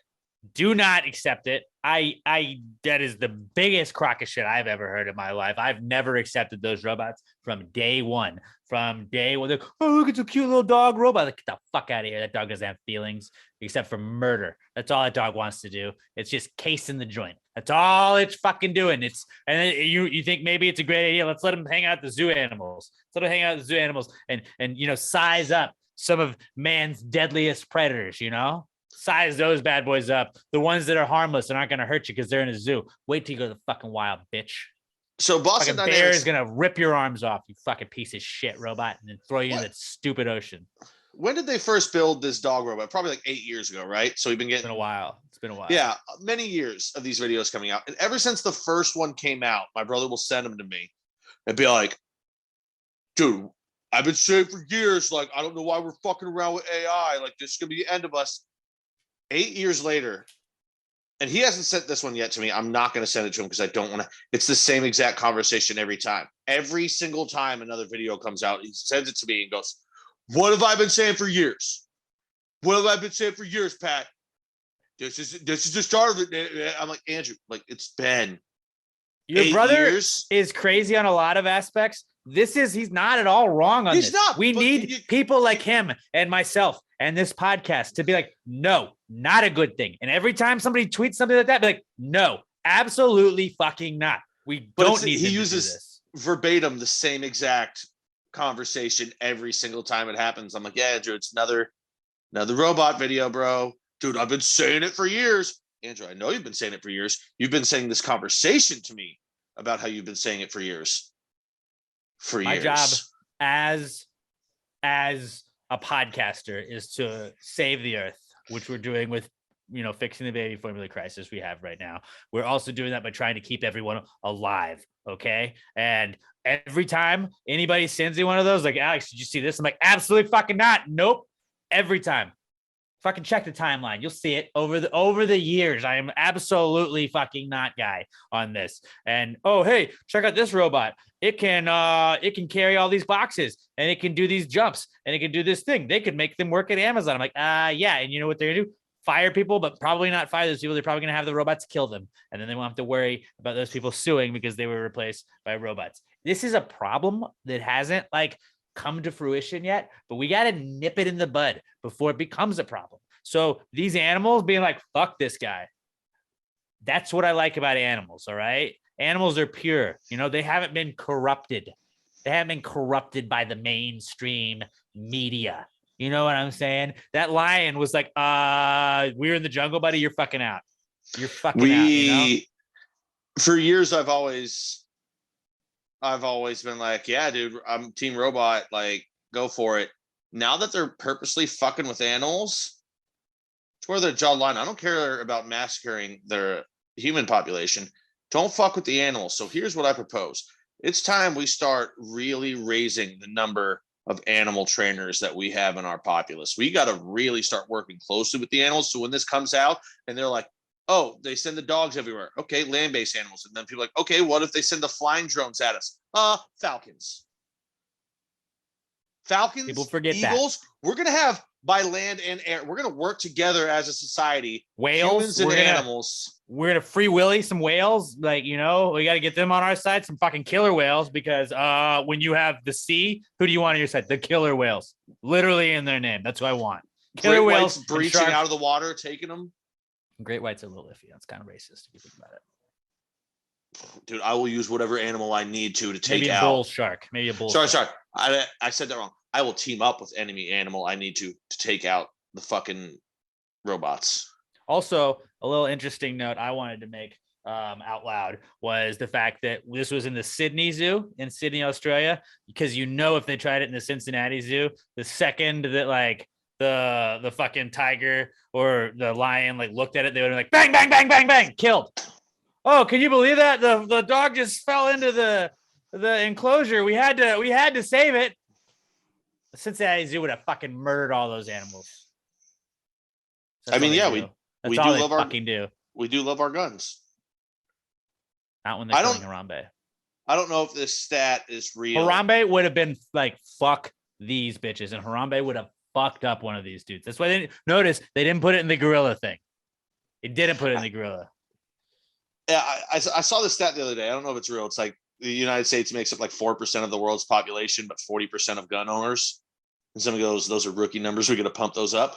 But maybe it's the rest of the world that needs a team with animals. Because if we really do have this many guns, I think we're just going to be popping them out of the sky anyway. But especially if we team with animals, then we have there's no way that the robots win. We got guns and animals. Yeah. Animorphs is what we need to team into. Oh, love those. That? But do you know what Animorphs is, Robert? Animorphs? Yeah, you went to book fairs. You know book fairs. I don't know what this is. I'm gonna look it up. No, he was all computers by the time he was in elementary school. Right? Animorphs, for those of you in Robert's generation, and maybe the people that are older that don't know what I'm talking about. Google it. I bet a rewatch of Animorphs would be. We need to do that as a group. I gotta find where it's streaming, and that'll be our Pastor Gravy book club. We just watch an episode of Animorphs and talk about it when basketball and hockey are over and there's nothing going on. But the books would be oh, she turns into a tiger. And it would be the picture on the front of the book would be a girl. And then she slowly is morphed into a tiger by the end of the page of the book. But they had these things that went on with them. And then they would just turn into these animals and they'd go solve problems. Sling TV premium subscription on Sling TV. Subscribe to anything? Or an episode is $1.99 on YouTube. Somebody find us where I can stream one episode of Animorphs. We're gonna watch it. I'm sure we can find it. But if you went to the book fair, dude, everybody knows about Animorphs. I looked it Right? up. Did not look familiar to me at all. Did you look up the book covers? Yeah. Yeah, that's what it's they look so shitty. It's look at the book cover, Robert. It's exactly what you imagine it's going to be. Dude, your mom sent you to the book fair with like $20. Like, Oh, I you're was a coming back king. with some Animorphs. You're a king. You're coming back with 3 Animorphs books and like Goosebumps. maybe a Goosebumps book, and then like 2 posters with all the NFL teams on them. And then when you had like 60 cents left, you know you were getting a pencil topper eraser. Yeah. Like the repair eraser that goes on top of the pencil that you also bought, but you're going to just put it and start with that. Did you have book fairs in elementary school, Robert? Yes. Okay. They have to. They have to, right? But I Book rarely fairs are went so to them. great. I didn't Oh, bro. didn't That have was the best part the of it. cash money to go. Bro, no. Are you kidding me? My parents barely ever gave me any money for it, but it was an experience. Dude, but if you walk, that's the beauty of the book fair though. Everything was like cheap, it felt like. So like you go with $10, you leave with like 30 things, it felt like, and you're like, all right, dude, I'm gonna read all these books. You didn't read all of them at all. You never read them all, but you had this cool poster. The 2 best days of the year in elementary school: Scholastic Book Fair and Field Day. Field day. Yep. I am 100% with you on that one. I saw some kids on the way. I was going to pick up. I was going to the store the other day, and I was driving by. There's like a middle school near me, and as I was driving by, I saw the kids out there. Maybe it's an elementary school because they were having a field day. They all had their different colored shirts on, and I was like, "Oh fuck yeah!" And they were doing tug of war, which I was like, I felt like that would be like something that they banned for kids now because like, well, they pull too hard. Some kids at this age are able to pull harder than other kids, and it's just not fair for my kid that can't pull as hard. So and this is like looking back, this was straight up negligence on the people running the events part.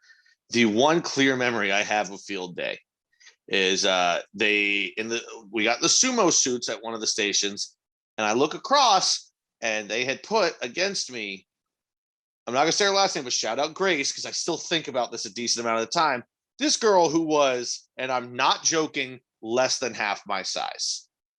Like even in elementary school, because I was bigger than most kids then too, not fat wise. I hit my growth spurt early. Pat wasn't even wearing a sumo suit. Yeah. And they put me up against her, but me being the competitive child that I was, I didn't hold back. And I ran up and sumo bumped her. She went flying off the mat and hit her head on the wooden floor of the gymnasium. Who the fuck did not look at us two and go, we're not pairing them together? Ooh, verbal meme. Actually, somebody make this meme. We'll post it on Pass the Gravy Pod. But I think she's a doctor now, though, so she won. Get the video or the picture of Stanley when they were at Beach Day. Stanley when he was trying to get the job over Jim, and Jim was like, "That was absolutely terrifying." But Pat is Stanley, and then just put some like 5-year-old girl on the face of Jim, and that'd be great. Somebody make that. But yeah, humans versus robots. We got a new ally. So it's our job as a podcast to make you guys aware of who we should and shouldn't be working with. Animals, very back this week. Robots, fuck you. All right. Fuck the robot. I'm back on fuck Team Robot. Because you know what I realized? All this time I've always said, I'm pro robot because they're gonna win. And then kill you. I don't want to be alive anyway. So fuck the robots. I'm going out but swinging, I don't want to baby. die because of a fucking robot. Yeah, but I'm going out swinging in a blaze of glory. Attach the nuke to my back and drop me in there. Would you rather die because a robot killed you? Or would you rather die because like the lion that you teamed up with like also got hungry and ate you? Robot. I'd rather go lion. Here's the thing though. Wild, dude. A robot Literally, is wild.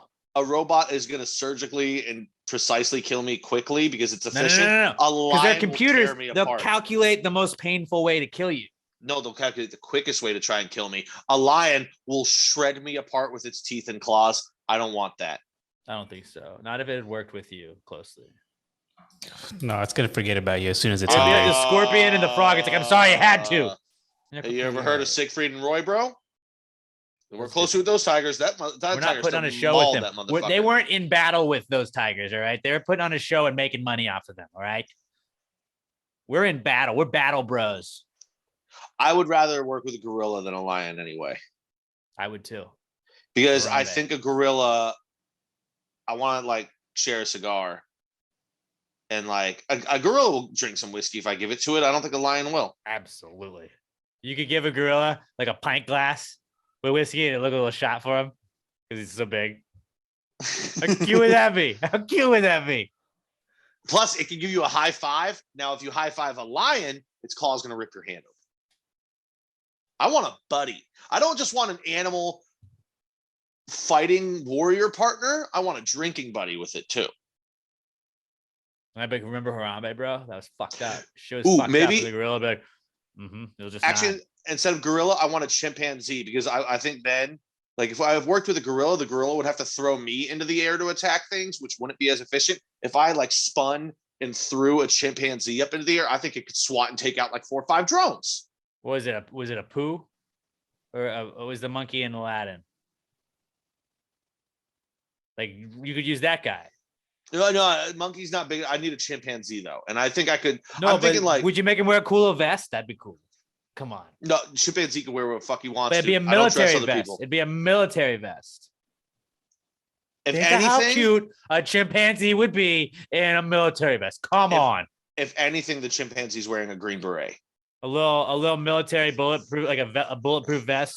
with Ooh, little- that's a good idea. with The little bulletproof. I chimpanzee didn't think name about on that. it, and that pull away Velcro thing. Bobo.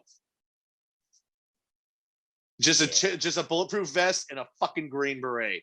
Because I think he would look intimidating as shit in the green beret. I think we covered this topic enough. But I want a animals chimpanzee. are your friend. Robots are not your friends. Just remember that. No, they are not. Also, comeback kid this week is aliens, because there's not anything that Congress should be focused on more. There's definitely no shortages of, I mean, there's no shortages of baby formula anymore because we're going to fix that. I can't think of, like, nobody's paying a lot of money for gas or anything. Like, there's not other stuff that Congress could be worried on. But aliens, they had a hearing on some declassified videos that came out. And yeah, it turns out there's some shit. They're like, we don't know what that is. We really just don't know what it is. The weirdest one was there were 2 fighter pilots that were kind of flying close together, and there's something just went buzzing by it, and they were all like, what the fuck is that? Like, yeah, we have no idea what it was. No clue. Absolutely no clue. Which is an okay answer. Right. But it's like, are aliens like a thing now? Like, well, maybe They've always been a thing. maybe They've they always are. been a thing. Now, like, Always we're been a thing. finding out about it. We're finding out about it. And then we're also finding out that, like, they're playing the whole, like, no. Look at this, though. Look at this. Not anything else going on. Aliens, though. Aliens, bro. And it's like, it's working. You're right. It is working. But they told us a whole bunch of nothing while also showing us videos. But if you show me a video, I'm like, kind of looks like an alien. Okay. So aliens are real, and the government pretty much confirmed it. But we just need Congress to do more stuff like having a hearing on steroids in baseball instead of trying to figure out actual things. I mean, this is an actual thing. That being said, I don't think the aliens are going to make contact until we establish interstellar travel. I heard the aliens invented COVID. And there's our flag on the YouTube video. It's like, some of this information may not be true. For more COVID facts, click here. We got in trouble on Instagram, or not, and we got flagged on Instagram because there was a meme I posted that it was like, this was my grandma as a flight attendant back in like 1973, and it was Britney Spears from the Toxic video as What if- a flight attendant, and it was just with the YouTube or with an Instagram filter on it, and they were like, this information by independent fact checkers has been determined to not be true. I was like, yeah. This I is just what had you a guys brilliant pictured, idea. like decided to flag instead of other stuff. So what if I just secretly started recording all of the midnight to 3 a.m. phone calls my brother gives me and I answer? But I start Do that. Like I said, Absolutely I record do them, that. but I start just asking him questions about what he thinks about this stuff. And as he talks, then we edit it later on and say, this is a whistleblower from inside of Pfizer. How quickly? We'll go viral. We'll go viral though. No, I don't think it'll have time to go viral because I think they'll shut that shit down real fucking quick. Because he's just going to tell me what he read about what Pfizer did on FoxNews.com. But Did it you would look be at any other hilarious. website? Absolutely not. No, I didn't. But Oh yeah, I also looked at fuckpfizer.com.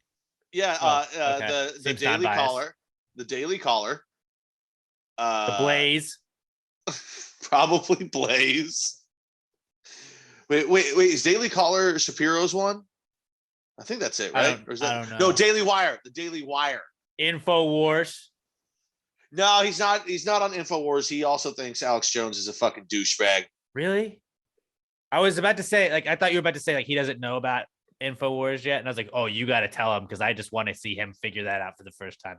He'd be like, oh, you know what? They all might be frogs. The government maybe is made of frogs. No, he's super Republican. He's not a complete fucking moron.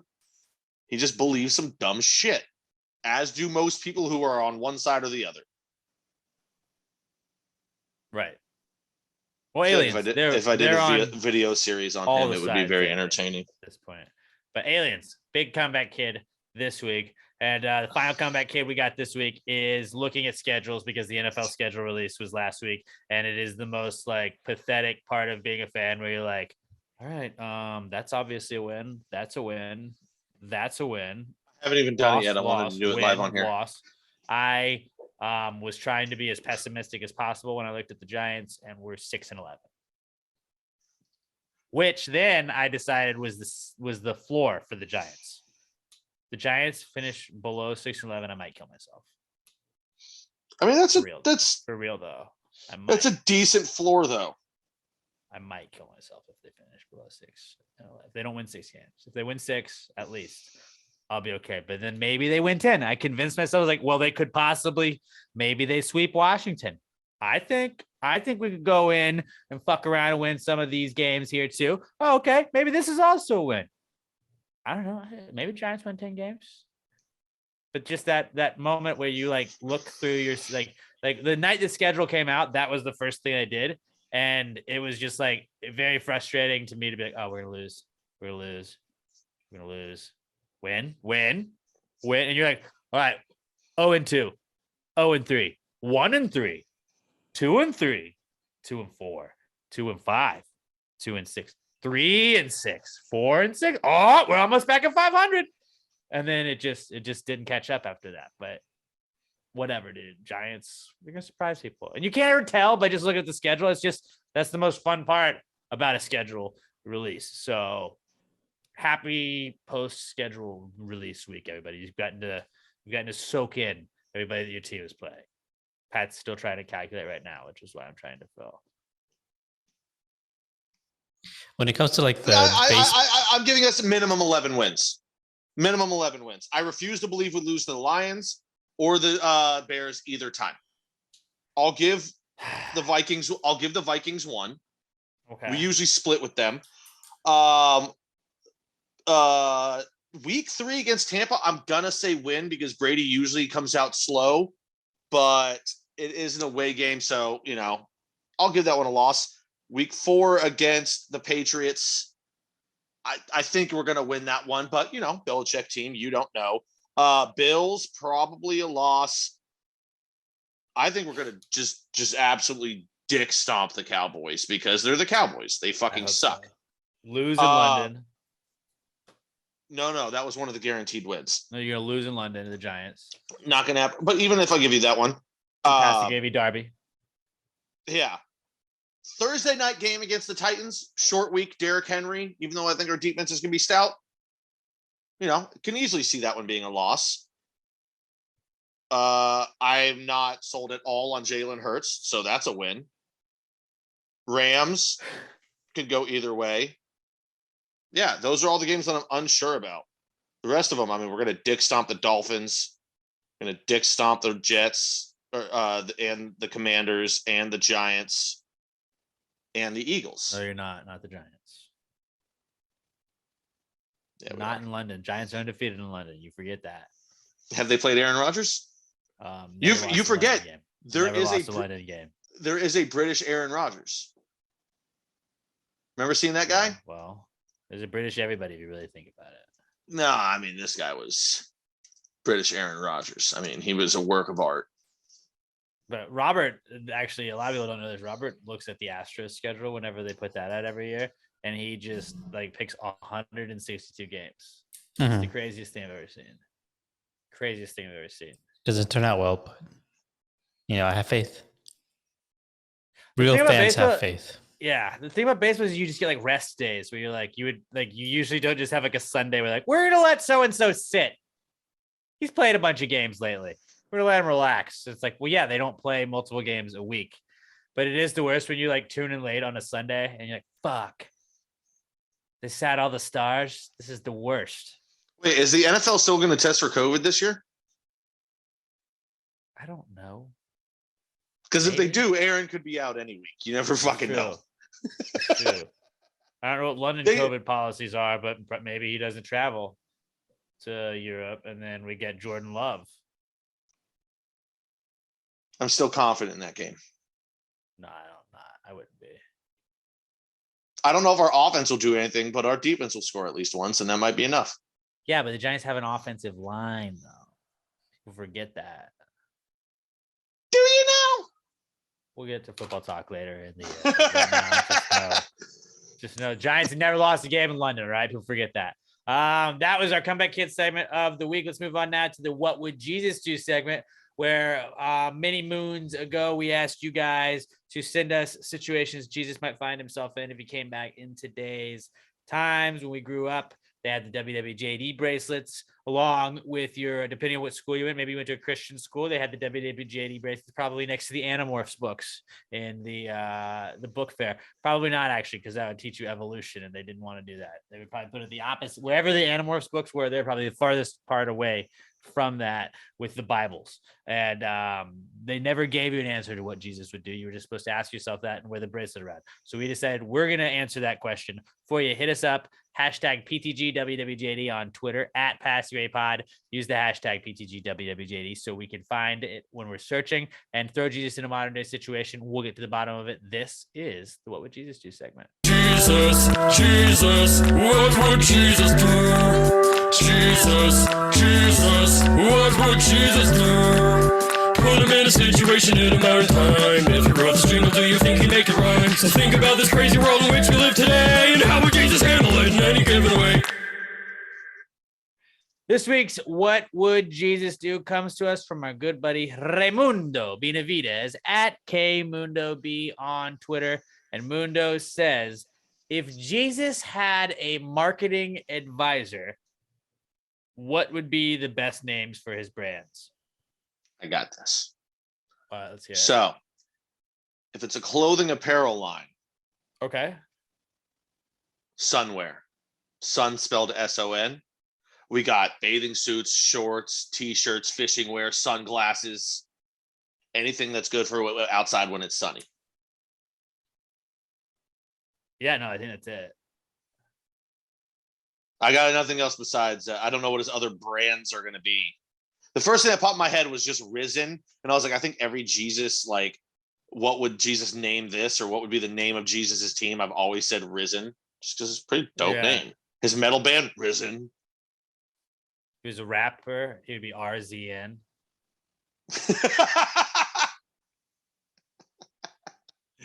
That's pretty good too. Yeah, but yeah, I mean, Sunwear is definitely going to be his clothing brand. I don't know about what other brands would Jesus be into. Oh, he would probably definitely have like a furniture set at like TJ Maxx or something, or wherever they sell furniture. JC Home would be what it is. Like that's usually what they would go with. Like it's gotta be something simple. Just JC Home. J Carpentry. So you got the J and the C, but it goes right into carpentry because he was a carpenter. I could see that. I could see that. If he was like, I'd like to think he like has like a gun store. Suns Out, Guns Out. I don't know what. S. Oh yeah, I don't know if this is necessarily a brand, but if he had a car dealership, he'd be like, so he has risen, like for Easter Day sale. He has risen, so we've lowered our prices. He's risen. It's rising, but not our prices. I really like Sunwear though. Other than that, I don't. Hurry, because in 3 days the prices will rise again. Robert, give us a brand. What other brand would Jesus be into? You gotta give us something. I keep thinking like a hardware store, something like tools. But I can't think of He was a name. carpenter. Okay, we gotta think of a name for his chain of hardware stores. God damn it! Why is the first thing that popped in my head? We just name it Nails. Yeah. You know, because we've said Jesus would have a sense of humor about his past. I mean, let's just pretend Robert said he's opening a nail salon, Nails by JC. I'm thinking like, built for tough. So maybe like tough as nails. So something there. There's something there. Maybe that's the slogan to it. Yeah, that's on the commercial. We're tough as nails.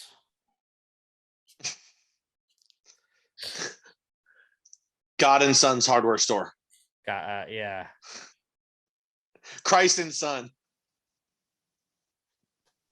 Except God's name wasn't Christ. Maybe it was. What is God's last name? There's no first or last name.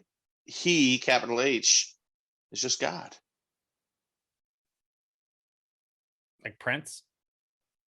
Exactly like Prince. Or Cher. Cher. Ha! Great minds. Or Beyonce. I think we answered that. I think I really liked the first one. Yeah, Sunwear. Sunwear is fucking perfect. Move over, fishing gear. There's a new sheriff in town. His name's Jesus. Maybe you've heard of him. I mean, Jesus was a fisherman too. And it's like the picture is like I can't remember what the damn it. I'm trying to think of the like fishing shirt, the really expensive fishing shirts that everybody wears. But I can't think of the. Don't talk to me about expensive. But the picture is just like him, like there's like water. You can obviously see the waves, and it's just a guy's silhouette walking across it. Sunwear. The commercial is Jesus literally standing out on the water with a line in. Fishing. Everyone else is. From He just Jesus walks Christ. out there. People are casting from the shore. He's just standing on the water. I like it. I think those are some solid answers. Right there. Sunwear is pretty great. Mundo, that was a good one. Hit us up. Hashtag PTG WWJD to at Pass the Grade Pod. The O is a sun. Yeah, in Sunwear. absolutely. Yeah. I'm trying to find a way. Yeah, because you could anything with a T in it, you would just make a cross. I mean, but yeah, you just get the Sunwear SON. by Jesus, and the J is a fishing hook.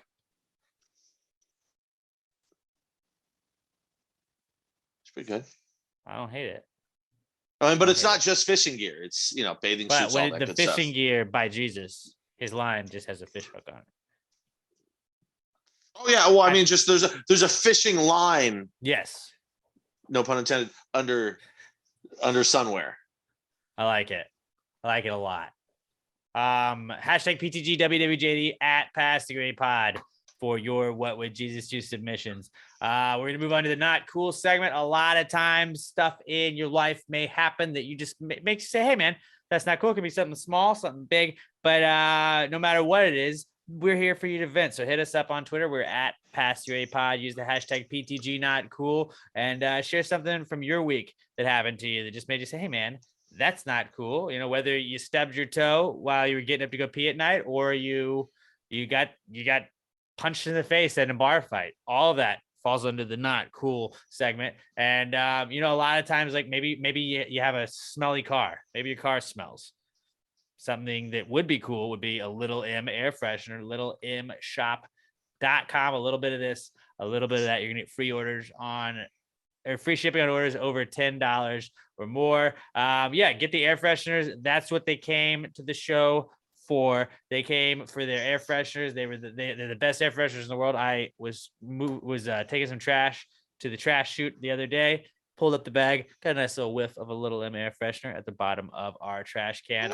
That's our little life hack we always say. Throw the Little M air freshener in the trash can before you put the bag in. That way you always get a fresh smell when you're changing the bag. They also have keychains that you can customize as well. And they have compact mirrors. They've got stickers. They've got all kinds of stuff. They have paper goods. They have shirts. They have other things to help with your productivity. You want a little calendar? Go get those. They also have a blog. Go to littleemshop.com. Check out the Little blog for all things this and that. And go follow them on Twitter, Little EM Shop on Instagram, and Little EM Tweets on Twitter. And be sure to use our promo code PTG69 for 10% off of your order. Don't forget, you get free shipping when you spend $10 or more at littleemshop.com, and 10% off your order when you use promo code PTG69 at checkout. Let them know you heard about them on Pass the Gravy. littleemshop.com, littleemshop.com, the official sponsor of the Not Cool segment. Not cool, man. Dude, that's not cool. Not cool. Not cool. Dude, that's not cool. Not cool, man. Dude, that's not cool. Not cool. Not cool. Dude, that's not cool. That's not cool. That's not cool. David Ruiz at David_Ruiz90. He says his not cool is stepping on the scale this morning and seeing all the weight I've gained. Hey, we don't weight shame here on this podcast. All right, buddy. You're beautiful. You're big boned and you're beautiful. You don't ever let anyone else tell you otherwise. All right. You're a unit, bro. You are, Davey. You're a unit, fucking bro. unit. We love you that way. We love you. Hey, everybody packs on some LB sometime. You want to shed it real quick? Just don't eat carbs for a week. You'll lose 10 pounds. You'll feel good about yourself. I just been throwing up after every meal. That's really helped me a lot.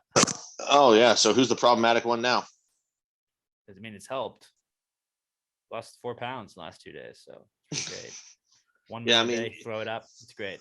You are looking pretty thick in the face, so you need it. A little coffee. Yeah, I went to dinner with my mom and my family for my mom's birthday, and we had like a family photo. I was like, you have a fat fucking face, dude. Well, it's because you got rid of the beard. Beard wasn't. When I look back at the beard, I don't think the beard was great. The beard was really good. I don't think the beard was great. I like how, as I said that, Robert just silently. Yeah, you guys both nodding. Go watch the video version of that at like an hour and 55 minutes in.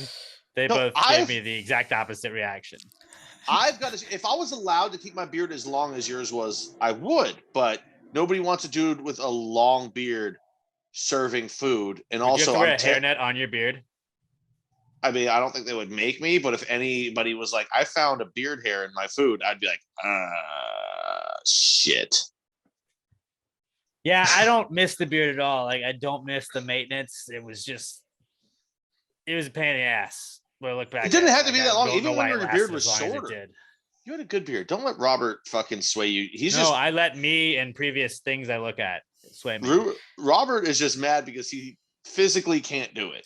That like really long beard. It wasn't a. I thought it was great beard. You also not that long. Like, you're not like the greatest in like fashion expertise. No, but I know beards. You look like you were one of the dudes from ZZ Top's grandson, who also just like roadies for him, but only because he's his grandson, because he's also really skinny and can't really roadie. Have you cleaned up that new pile of hair that you made, Pat? Fuck no. I have worked out, like I said it was. By the way, I'm gonna go just back strong now. I decided like abs are out. I'm just gonna have just like a ripped fucking back. So that's really what my thing I bought, the Oyo gym. Just do a lot of this. So like shoulder blades gonna be fucking jacked, bro. This whole shoulder blade area defined. Gonna have a rip back, bro. Yeah, I'm gonna have like abs, but on my back. Babs.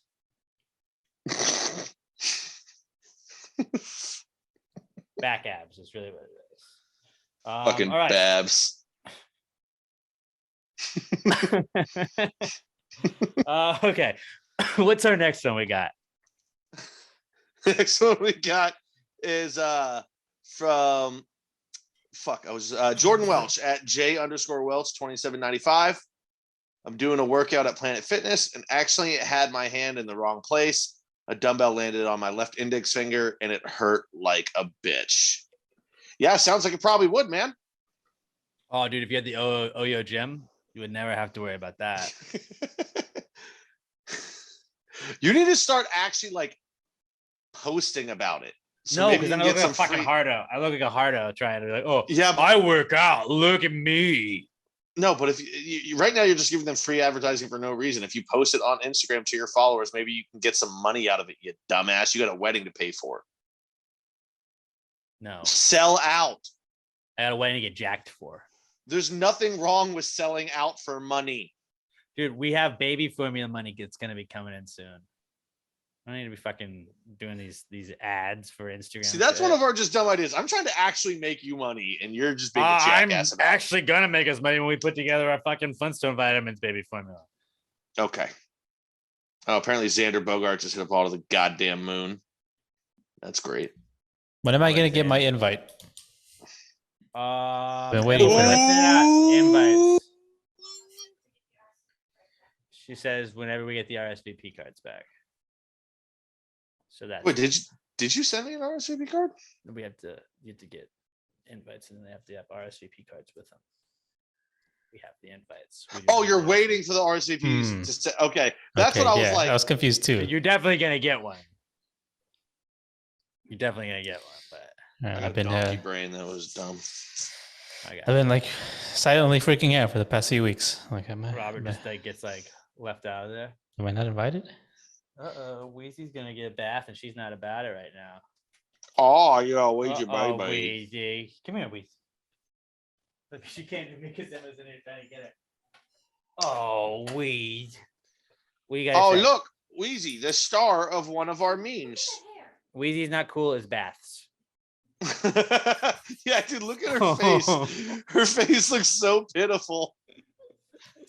Mom, why are you doing this to me, Mom? I don't like it. The look of betrayal. She just looked back. You put me down. No, No, put she me was down. she was giving the ultimate puppy eyes of just, why would you do this to me? I love you. Don't hurt me. You fucking such Sorry, betrayal. Wheeze. Sorry, Wheeze. I tried. Yeah, Jordan. Best thing I can tell you is just don't put your finger there next time, bud. But I'm sorry, that sounds pretty not cool. Sounds Yeah, like it it does hurt. suck. It does get an OYO gem.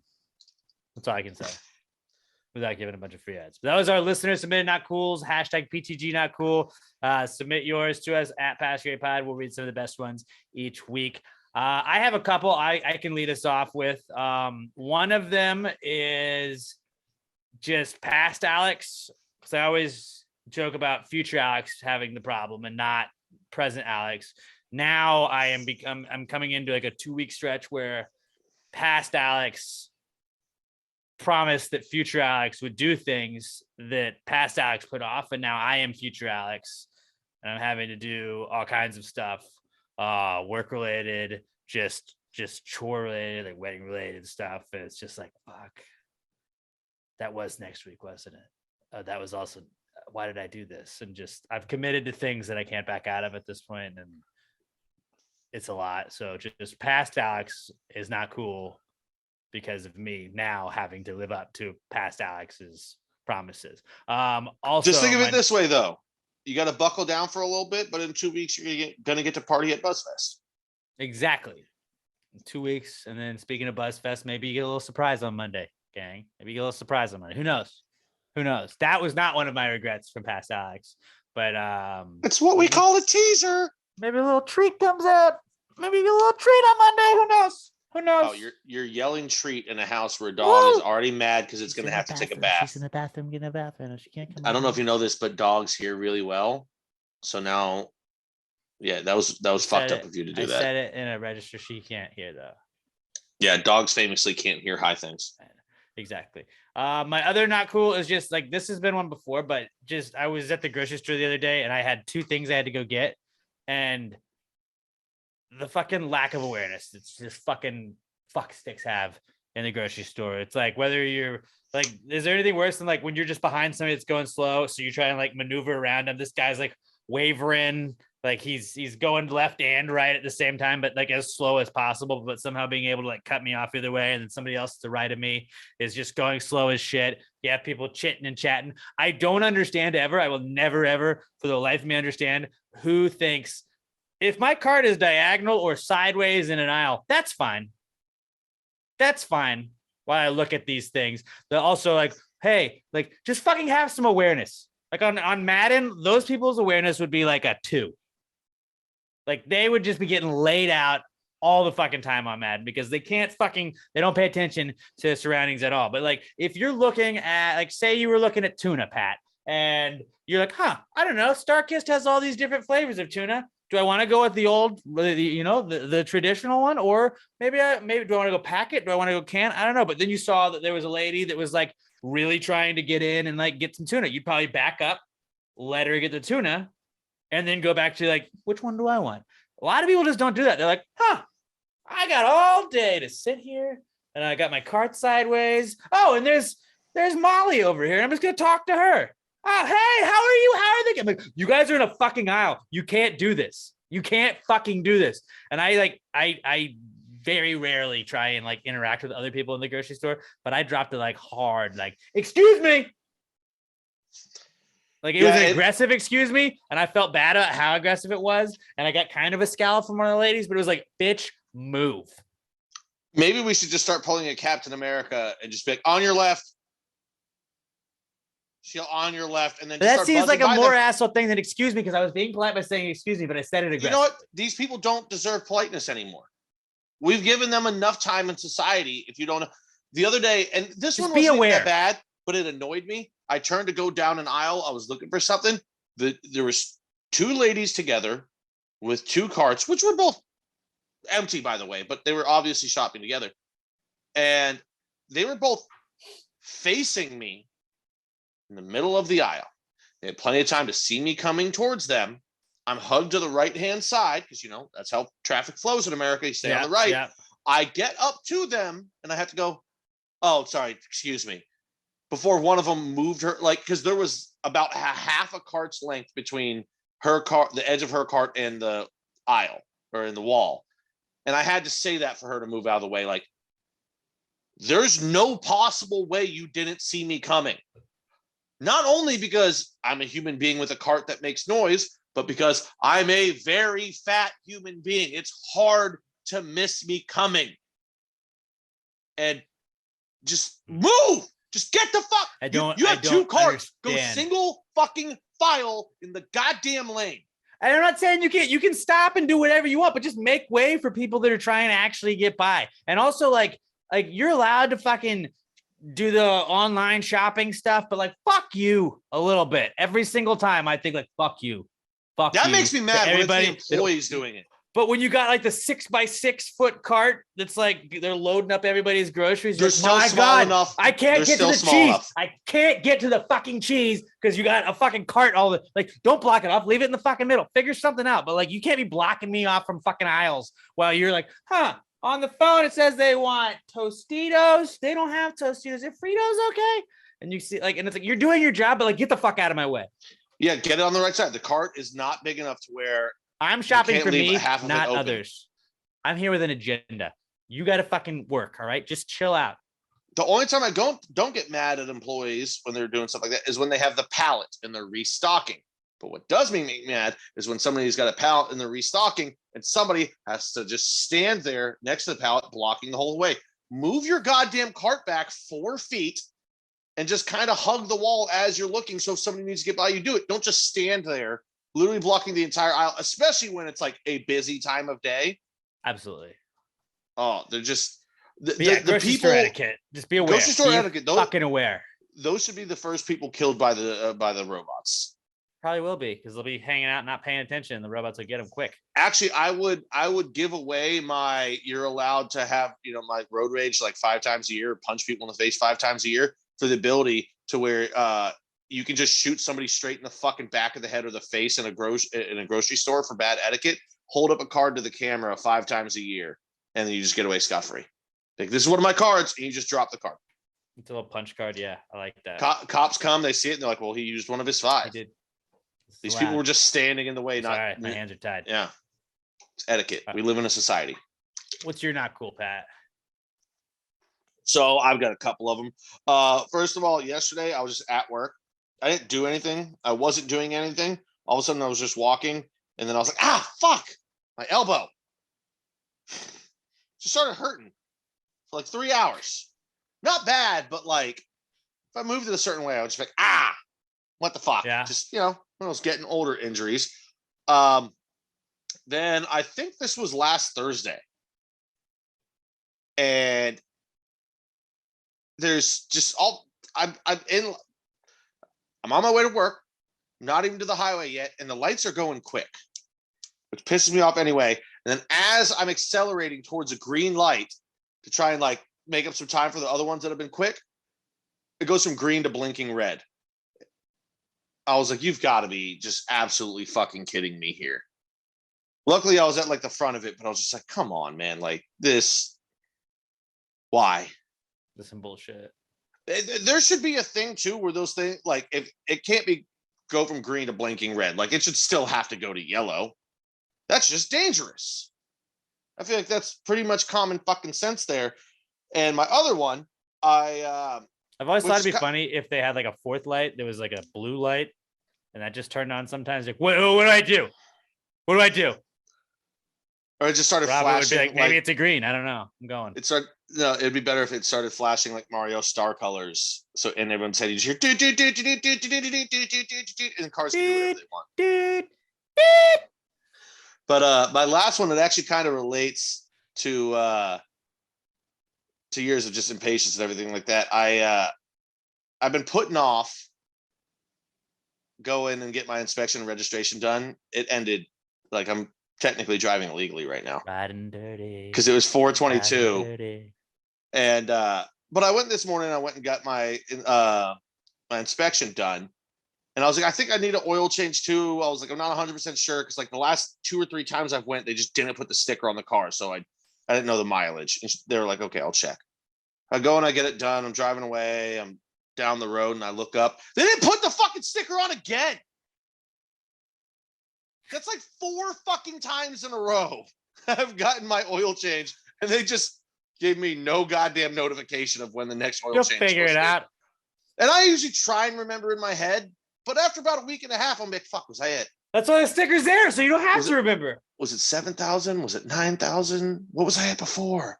So I think I went like 6,000 Your miles between oil like changes this 400 time. times a week. Just because you're like, well, maybe it's this time. But I was just like, I even said to the person that this hasn't happened in Alaska, and it wasn't always their place. I've gotten a few. This is my normal place that I usually go. Last time I got it, I think I got it at like the shop, and I was just, hey, if you can do the oil too, and they didn't put it on. But I was like, goddamn motherfuckers! Like that's a big part of the oil change is putting the sticker on the window, is it not? And my whole life, it had never not been done until like the last 3 times I went. Part, I would imagine. Yeah. So just like, what the fuck? Not Pissed fucking me cool. off. Not cool. What about you, Roberto? I'm scared that my landlord might hate me Oh, why? because it seems like I'm crying wolf because we've had issues that have popped up recently. Like we've had this leak. Well, a few days ago, we had our kitchen kitchen sink was leaking for about an hour. And we told them like, hey, it's leaking. They're like, okay, there's some knobs underneath the sink. Turn that off. So like it'll just cut off water, and then we'll get a plumber out there tomorrow. Like, okay, we'll do that. We'll turn it off, and the leak did stop because there was no more water flowing through it. So the next day, the plumber comes, and we haven't touched the water. We haven't used it at all. He turns it on, and it's not leaking anymore. And he's like messing with it, like turning on the faucet, making the water come out. Like for a while, no more leak. Leak's gone. Like he's like, well, nothing I can do. I'm just gonna leave. There's no leak. Like, okay, well, there was a leak. It was leaking for like Not an making hour. it up. Yeah, but it's not happening when he's here. So I'm like, okay, well, it just seems like I just wasted this guy's time, maybe my landlord's money. And then we've also been having issues with the gate that we need to, be able to park our cars in. And they've had someone come out maybe like 4 or 5 times at this point. And the guy will come out, he'll fix it, it'll work for a few days, and then it'll open but not close. And so I keep telling them, I keep calling them like, hey, there's issues with this gate. And like, okay, we'll come out and blah, blah, blah. One time they came out, they sprayed some like WD-40 on some stuff and it worked. I'm like, no, it was more than just that. It's not just it needs WD-40. Like I've already said so many things. And then today, they had a guy come out yesterday. They changed some stuff. They duct taped some stuff. I'm like, okay, I guess I don't know how duct tape's. Yeah, I don't know how duct tape's gonna fix it, but it did and it worked. But today, I went to get groceries, And the same thing happened. It opened just fine, but it wouldn't close. So like, oh, dang it. I don't want to tell them again because the guy was literally just here yesterday and they did new stuff to it. So what I did was we have like this key that lets us manually open and close it. Okay.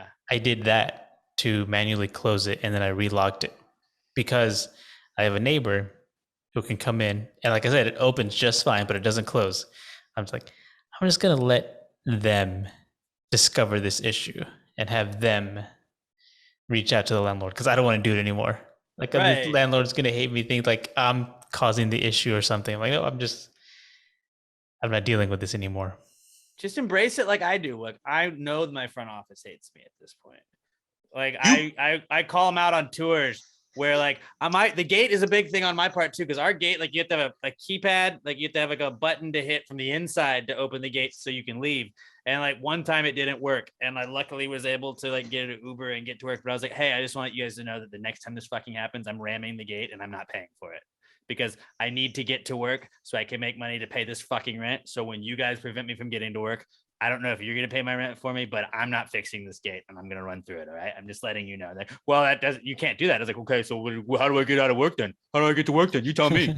And we also have like a gate that like when I walk my dog out, it's supposed to close at 5, but a lot of times they just don't ever close it. And they were doing a tour the other day and I was like, hey, are you looking to rent here? And the guy was like, yeah. I was like, maybe look again. She's going to tell you a bunch of stuff. She's going to say a bill of goods, but it's all lies. This security gate doesn't close. They don't close it most nights. Not very secure, if you ask me, with all these shady characters walking around. The lady's just like, fucking asshole. Why are you saying this shit? And the guy was just kind of like, oh, okay. So enjoy your tour though. Have a great day. There should be more people like you that live at places that will give you honest reviews. Like, tell them. You just see them like, walking who gives around. a shit? You're not allowed to interrupt business. I'm not interrupting business. I'm just telling them, fuck you. Who says That's you're what not I'm allowed to telling interrupt them. business? Well, I'm not allowed to put signs up that say "Don't rent here." That's what the lady told me. The lady told me I'm going to talk to management. I Karen'd my way up to management, but now I have her email. And when shit goes wrong, like, oh, valet trash. We don't need you can't opt out of valet trash. People use valet trash. Did she give you any references to your contract that said you're not allowed to do it? Yeah, there's some wording in the loosely. Okay. But Okay. so my new thing is like, hey, you know how valet trash has to pick up on weekends? You know why valet trash sucks? Because people just leave trash bags out.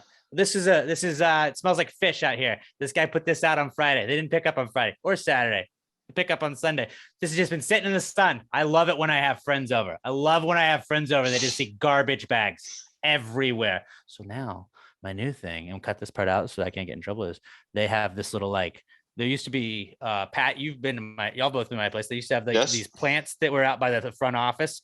Now they like gutted the plants, so they don't have to water them. So it's just like this concrete thing. Now I just take those trash bags and I just set them by the front office, and it's by the leasing manager's office. So it's just like, I hope you like this shit.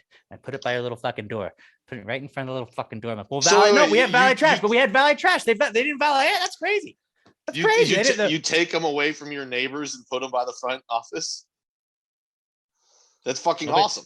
They don't walk by my neighbor's place to go look. People don't walk by there when they're looking to lease. They walk by the front office. Like, oh, have fun with that shit. That's awesome. I'm surprised you haven't been called out on camera yet. Well, so I know where the cameras are. Know where the fucking cameras are. And like also like I don't know. Our elevator, only one of them works now. And it's just like, we're just not going to fix any of this stuff, guys. How is this my problem? I'm paying. You've increased my rent and decreased all of my services. But yeah, no, you should be able to go off on that guy. And it's like, if I'm paying rent every month on time, I'm not burning shit down yet. But like, you're being a good tenant. You're not behind on anything. You should get the amenities that you pay for. Yeah, you give him money every month and he gives you everything that you're paying for. And when those things don't work, it is his job to use the money you give him to fix those things. So don't feel bad. And Robert, honestly, who gives a shit if he hates you? Which I guarantee you he doesn't. He's probably more annoyed just that the gate isn't working. On him. I guarantee you he's more annoyed that the people he's sending out to fix these things aren't fixing the things. Yeah, probably. That's who he hates, not you for pointing out that your gate won't close when he sent somebody out 4 fucking times to fix it. He's mad at the guy that is not fixing it. Well, I don't know what's going on. Well, you're bad at your fucking job. Your job is to figure it out and fix it.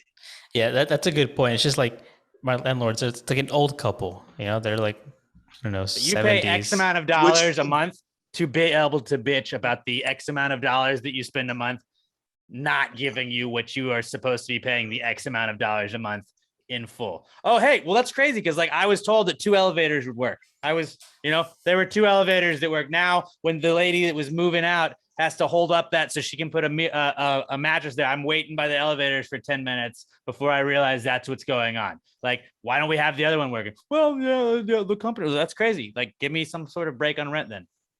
That's crazy. I just remember that I've got I'm $200 short on rent this month. Is that cool? They'd be like, fuck you. No, it's not. Absolutely not. I've got multiple work emails that like are just kind of nonsense things that are only used for specific things that we do, like our online ordering system that I have access to. I'm just going to create a Yelp with one of them and trash your place. Do it.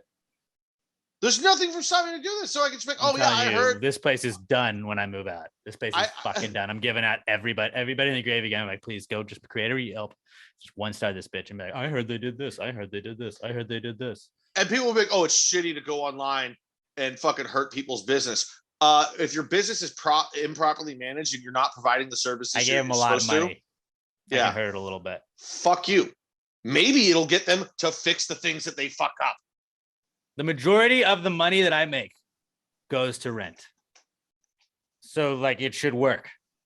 And when it's like, oh, well, we don't care that you haven't really had an elevator for 2 weeks now. Like, that's cool. So I get to pay 2 weeks less of rent. Is that what I get to do?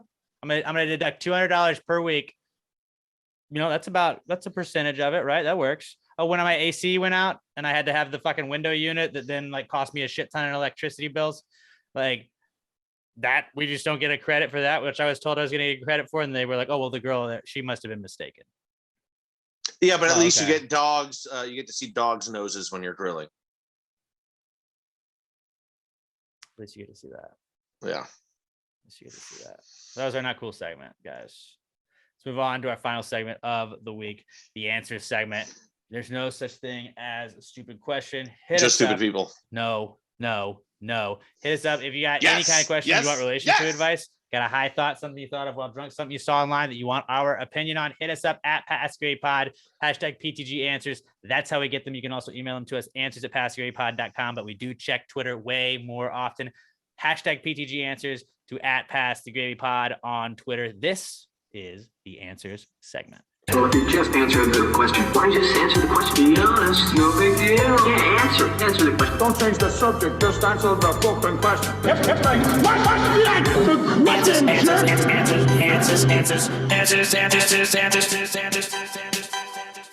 Any questions? Oh, Wheezy got back from her bath. She's all wet and she's just rubbing her head on everything. Oh, poor Weezers. Wet dog Wheezy. All right.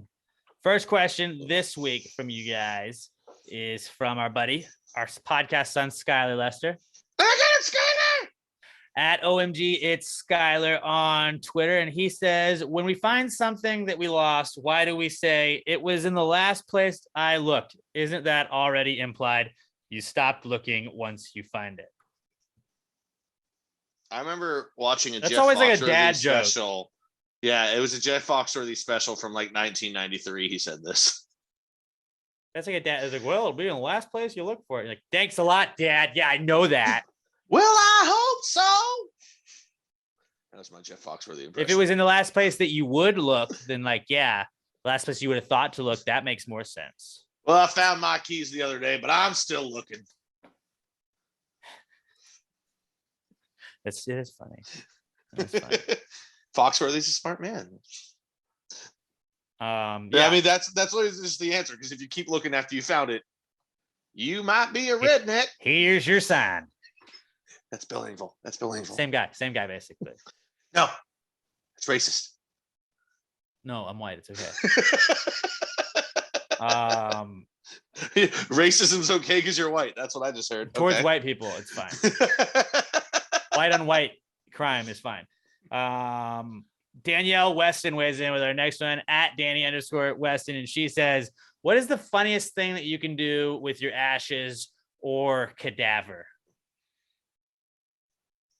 Well, cadaver, I would say to recreate the classic skit from I Think You Should Leave, Coffin Flop, which if you guys haven't watched, I Think You Should Leave, do it.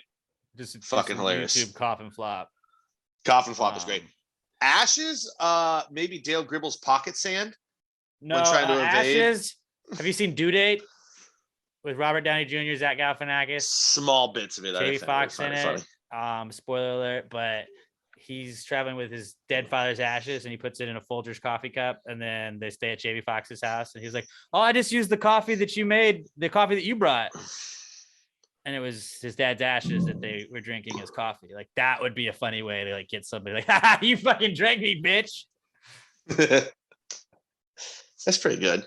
That would be pretty funny for ashes. And then cadavers, like the only one I can think of is if somebody had like a huge dick and then needed a, like they lost it and had to get my dick as their dick. Like that would just be funny because it's like, damn it. You got a small dick now. Haha, now your dick is small. No, dude, nothing beats Coffin Flop. Coffin Flop is pretty great. Corncom TV, call your cable service provider. I didn't fix shit. I didn't do shit. Please, guys, watch Coffin Flop Just- if you haven't already. Just watch Coffin Flop. And then watch the YouTube rest of the show Coffin because it's Flop. great. You're gonna love it. Next one we got is from Alex O at Alex McThunder1 on Twitter. And he says, would you rather your pet have a dog's personality in a cat's body or a cat's personality in a dog's body? I want a dog. Give me the dog body. No, because then it's just a some sassy dog the whole time. Some cats can be cool, but like I want a dog. I want a Like big a cat that played animal. fetch. We know Mundo, our buddy Mundo, he like walks Amy, his cat, on a leash. Yeah. He grew up around a dog. She's basically a dog.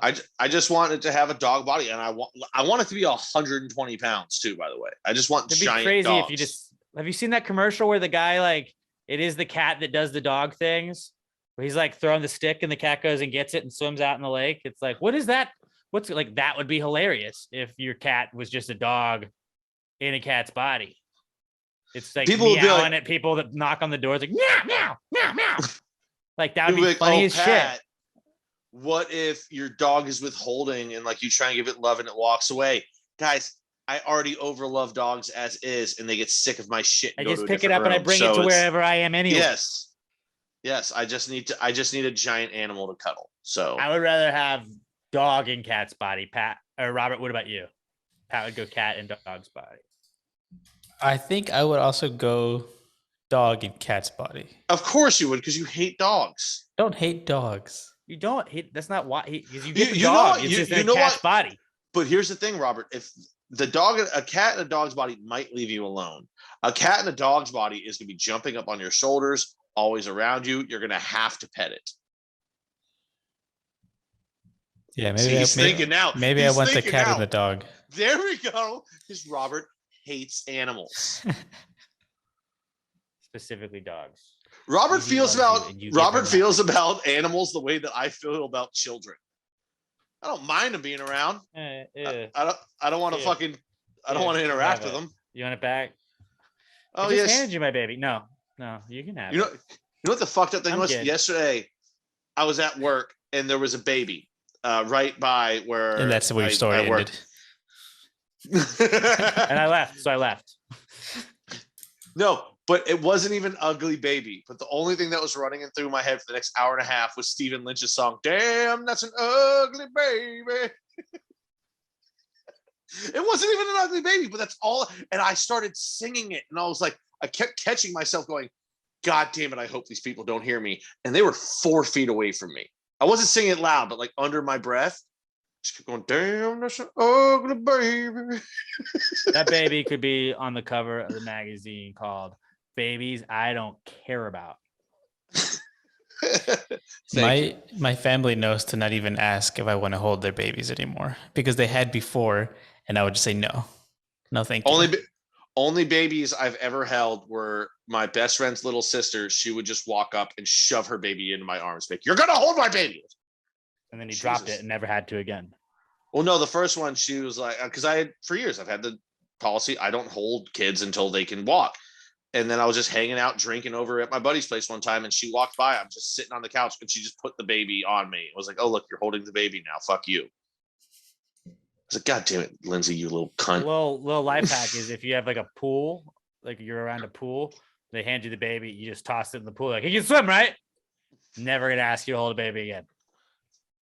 Never gonna ask you to hold a baby again. We're just fumble. And a lot of time, babies naturally know how to just flip themselves over in water. Babies always land on their feet. I've seen that. No, that's not true. That's a But science. they do flip themselves over in water sometimes. I've seen those videos online. I don't know the science, but Works. it happens. Yeah. All right. What do we got next? Is this our no? We got next to last questions from Todd This is Voss a stupid fucking question. at as_seen_by_TV. Todd says, "What is your love language?"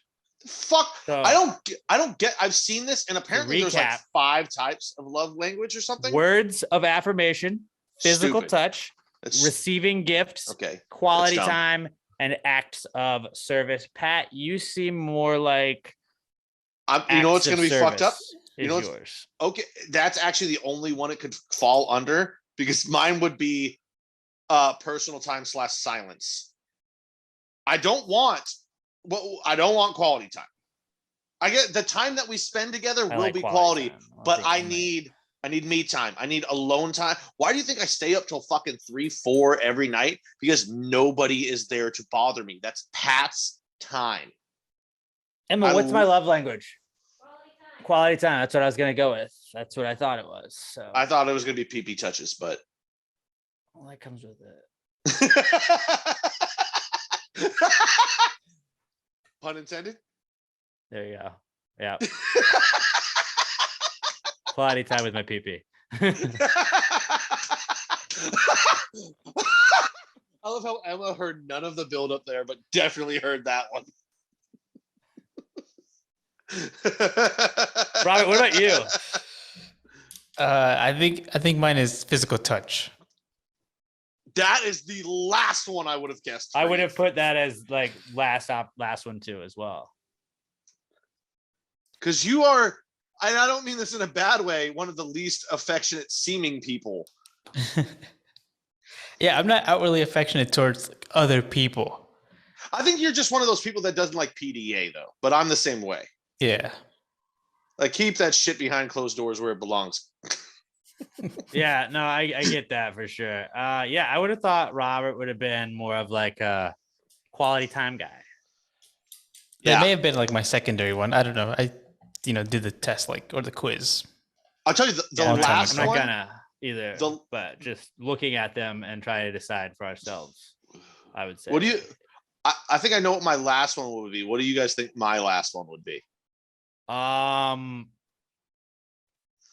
Words of affirmation. You don't care. That's it. I don't know how you give me a compliment and I'm like, I think words of affirmation might be my second one. It's like, I love it when people gas me up. That's Don't why I get me started wrong. a podcast, just to help people would gas me up. Honestly, that's really what this podcast is for us to gas one another up. So yeah, words of affirmation is like the podcast's main love language. Probably Yeah. like, bro, we love you, bro. That's all we talk about is like telling your bros you love them. Those are That's words Sam's. of affirmation. That's Sam's love I- language. I might Yeah, like that's a it, good one but though. I get so few compliments as is that when I get them, I feel super fucking uncomfortable because I'm just like, which I think we talked about in one of the previous weeks about how guys just never get compliments. Just stop talking to me. And it just should stop. I'm just like, I don't know how to take that, which is why I've still held on to the one time a girl told me I have nice eyebrows. It's like one of the few things that I have nice eyebrows. I've been told that. But other than that, I feel uncomfortable when people give me compliments. I'm like, roast me, you bitch. Yeah, I like quality time. Like I like just hanging, like just chilling. Like sometimes Emma and I will just like you wanna vids game. See, just that hang sounds out, cool. Play Xbox. She plays Sims. Like we're just hanging out, and it's like this is still sort of quality time. Like that's my favorite kind of shit. See, Just that hanging actually out, makes sense doing to me nothing. though. Like we're hanging out together but separate. Like we're But in the then same also room, like but when we're we watch a show, like I love that. I love like that's my favorite thing to do. So yeah, I'm definitely quality time. I'm broken. time. That's what I am. Yeah, you're just none of the above is Pat's. So I'm just at Pass the Great Pod. I'm a therapist Hit us up. dream. Let us know your love language, fellas and ladies. Our last question this week on the pod is from Alexis Garcia. Haven't heard from her in a little bit. Welcome back to the pod. At Alexis Texas _ on Twitter is her Twitter handle. She says, is the podcast market saturated, or is there room for everyone and their mother to have one? It is saturated, but it's like, I think that it just has a way of evening itself out, because if you notice, like everybody and their mom does have a podcast, but I always try and look at like when you get to like 50-ish podcasts, that's when you kind of see people stop when they get inconsistent and like post, like, because my big thing when I started the podcast was like Jay Moore had, it was More Stories, and that was really what got me into podcasting. He had a show on Sports Talk 790 that was syndicated, and he talked about his podcast, and I was like, I was in a kind of like a middle ground where I was like producing stuff on the radio station, but I didn't really ever get to talk. And then like kind of got a show where I was a producer, but was able to talk, but it was just like, I wanted my own show, and you can't really get that without having like a repetition or a resume of that stuff. So I was like, a podcast makes sense, but he was just like, you have to be consistent. People have to know when you have a new episode. People have to know like to expect when it comes out. You can't just do like, hey, it's out on Monday. This week's it's out on Wednesday. This week's it's out on like, so just, you got to have a set date. You have to like, I love when people on Wednesday nights like, dude, where's the podcast? It's like, yeah, sorry, I'm working on it.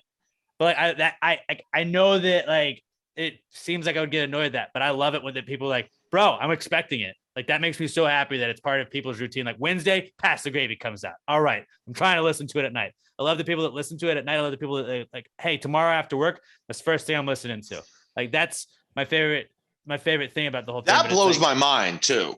The consistency. People are like, I get home and I want to listen to it. I've got TV, I love that. I've got fucking makes me so internet. Happy. I've got video games, but I want to listen to you guys. That shit blows my mind. But I get like thinking the podcast market is oversaturated, but it's like there's so many little niche things that everybody's into. Like you can find something for anybody, and that's the beauty of podcasts. But it's like, I think the people that it's like they're just here because they wanted a podcast, like they like those die off that aren't dedicated to it. And I'm not saying we're better than anybody's podcast or anything, but it's like there are a lot of podcasts that make it 10 episodes, and that's it, you know. It is a lot of time. There's a lot, like I think a lot of people get into the podcast game not realizing like how much time consuming it is. Robert, you know, you have this is your second podcast, you know, like there's a lot of time that goes into it where you're recording it, you're prepping for it, then you got to edit stuff, then you got to post it, then you got to do all the scheduling to be like, hey, check out our podcast. Like it's not just like throw it up, don't say anything about it again. Like there's a lot of work that goes into it. And like I remember when Pass the Gravy had like 20 people listening, and it was like, God damn it, this sucks. Like when we got our first ever like 100 episode podcast, I thought we made it. I was like, this is it. I'm Joe Rogan now. Done. And then it tails off, and then like you get some growth in the podcast. And like I think the good ones are gonna last. The ones that are not going to, but I do get a little like sometimes like when you see that some celebrities like Shaq has a new podcast, he's coming out. I'm like, God fucking damn it, Shaq. It's not fair. Obviously, people are gonna go to Shaq's podcast. Like I do get jealous, but it's like, I don't know. If you want to listen to Shaq's podcast too, I don't have a fucking problem with it. I don't have a problem with it. People only have so much time to listen to certain podcasts. I get that. But like, if they're not going to be consistent with it, then it's going to go away. So it's like, if Shaq's going to be consistent every week, then yeah, Shaq's podcast is probably going to be bomb. It's going to be way better. So like, it's going to get way better numbers because Shaq has that relevancy. But like, and he's got stories. He does have stories. I'm not knocking anybody that comes out of the podcast. Everybody has a podcast for a reason. And I think that like shitty ones don't get listened to at a certain point. People that like, I think we have a solid group of people that listen to us. We have a lot of downloads we get each week, and that makes me very happy. So it's like, I think people are entertained by our podcast, but like, I understand the oversaturation. I don't think podcasting is oversaturated. I think there's plenty of space for everybody, but I think you see who makes it after like look at how many podcasts don't make it to 50 episodes, and 50 episodes is a lot. That's about a once a week for a year is a lot. Like Pass the Gravy does for us. That's like roughly 150 hours. in the history of That's a Pass the lot. Gravy, 1,150 hours. But in the history of Pass the Gravy, in the very beginning of the podcast, there were 2 weeks, I think, that we didn't do it. And that was when Curtis and I were the only two doing it. And it was because we had different schedules and just, yeah, that I didn't put out episodes there. That was kind of the beginning too. But like we take a week off a year, and that is at the end of the year, and we do a best of, and that is time that I'm spending editing a best of together, so you guys have something to listen to. So a big part of my week is making sure you guys have some sort of content. And like we've taken weeks off where it's like, hey, this is not going to be able to, like in the earlier days, like, hey, like it's just going to be Alex doing the podcast. Everybody else is out. So I would pre-record shit with either a guest or whatever, then you at least have some sort of content for the following week. So like, that's always my goal, is like, if I got to double up 1 week to record 2 to put out another one the next week, that's fine. But yeah, I think that there's a spot for everybody. There is really a spot for everybody. Yeah. Whatever you're into, there's a spot, but you're going to see the ones that are going to make it are the ones that last like that. I would say 3 things about it. 1, fucking go for it, especially if you're asking Alexis, because from everything I've seen online, I think Alexis is actually really funny, and go for it. And if you don't like it, you can fucking stop. It's not going to matter or anything. 2, it's much easier if you find somebody that's already doing one and has the proficiency and skills to run it, and that makes it easier on you, and you don't know anything about what you're doing, so you just kind of show up and do it every week. That's much easier. That's pretty fucking chill. And the third one is on the wording of it. Everyone and their mother. No, everyone and their mother shouldn't, because the thought of my mother having a podcast is legit fucking terrifying to me. I don't want to hear that. I would check it out. That being said, though, there's another podcast I listened to where they interviewed one of the dude's mothers, and now I want to interview my mom on here, because we should. I don't want her running her own thing and forgetting to editing things out. But I think it would be really funny to ask my mom about the time she walked into the family computer room at like 2 a.m. to be jacking it, and all she said was, "I thought you didn't do that." Oh, dude! Next year we need to have Mother's Day, a Mother's Day special. I'm now in my 30s, and I think it would be really funny to just interview my mom about shit that I thought was super awkward and uncomfortable at 16. But now I'm just like, "Hey, that was really fucking weird that you did that, Mom." We'll go to Fredericksburg one weekend and just do a pod with your mom and release it as like a surprise bonus episode and see how that goes.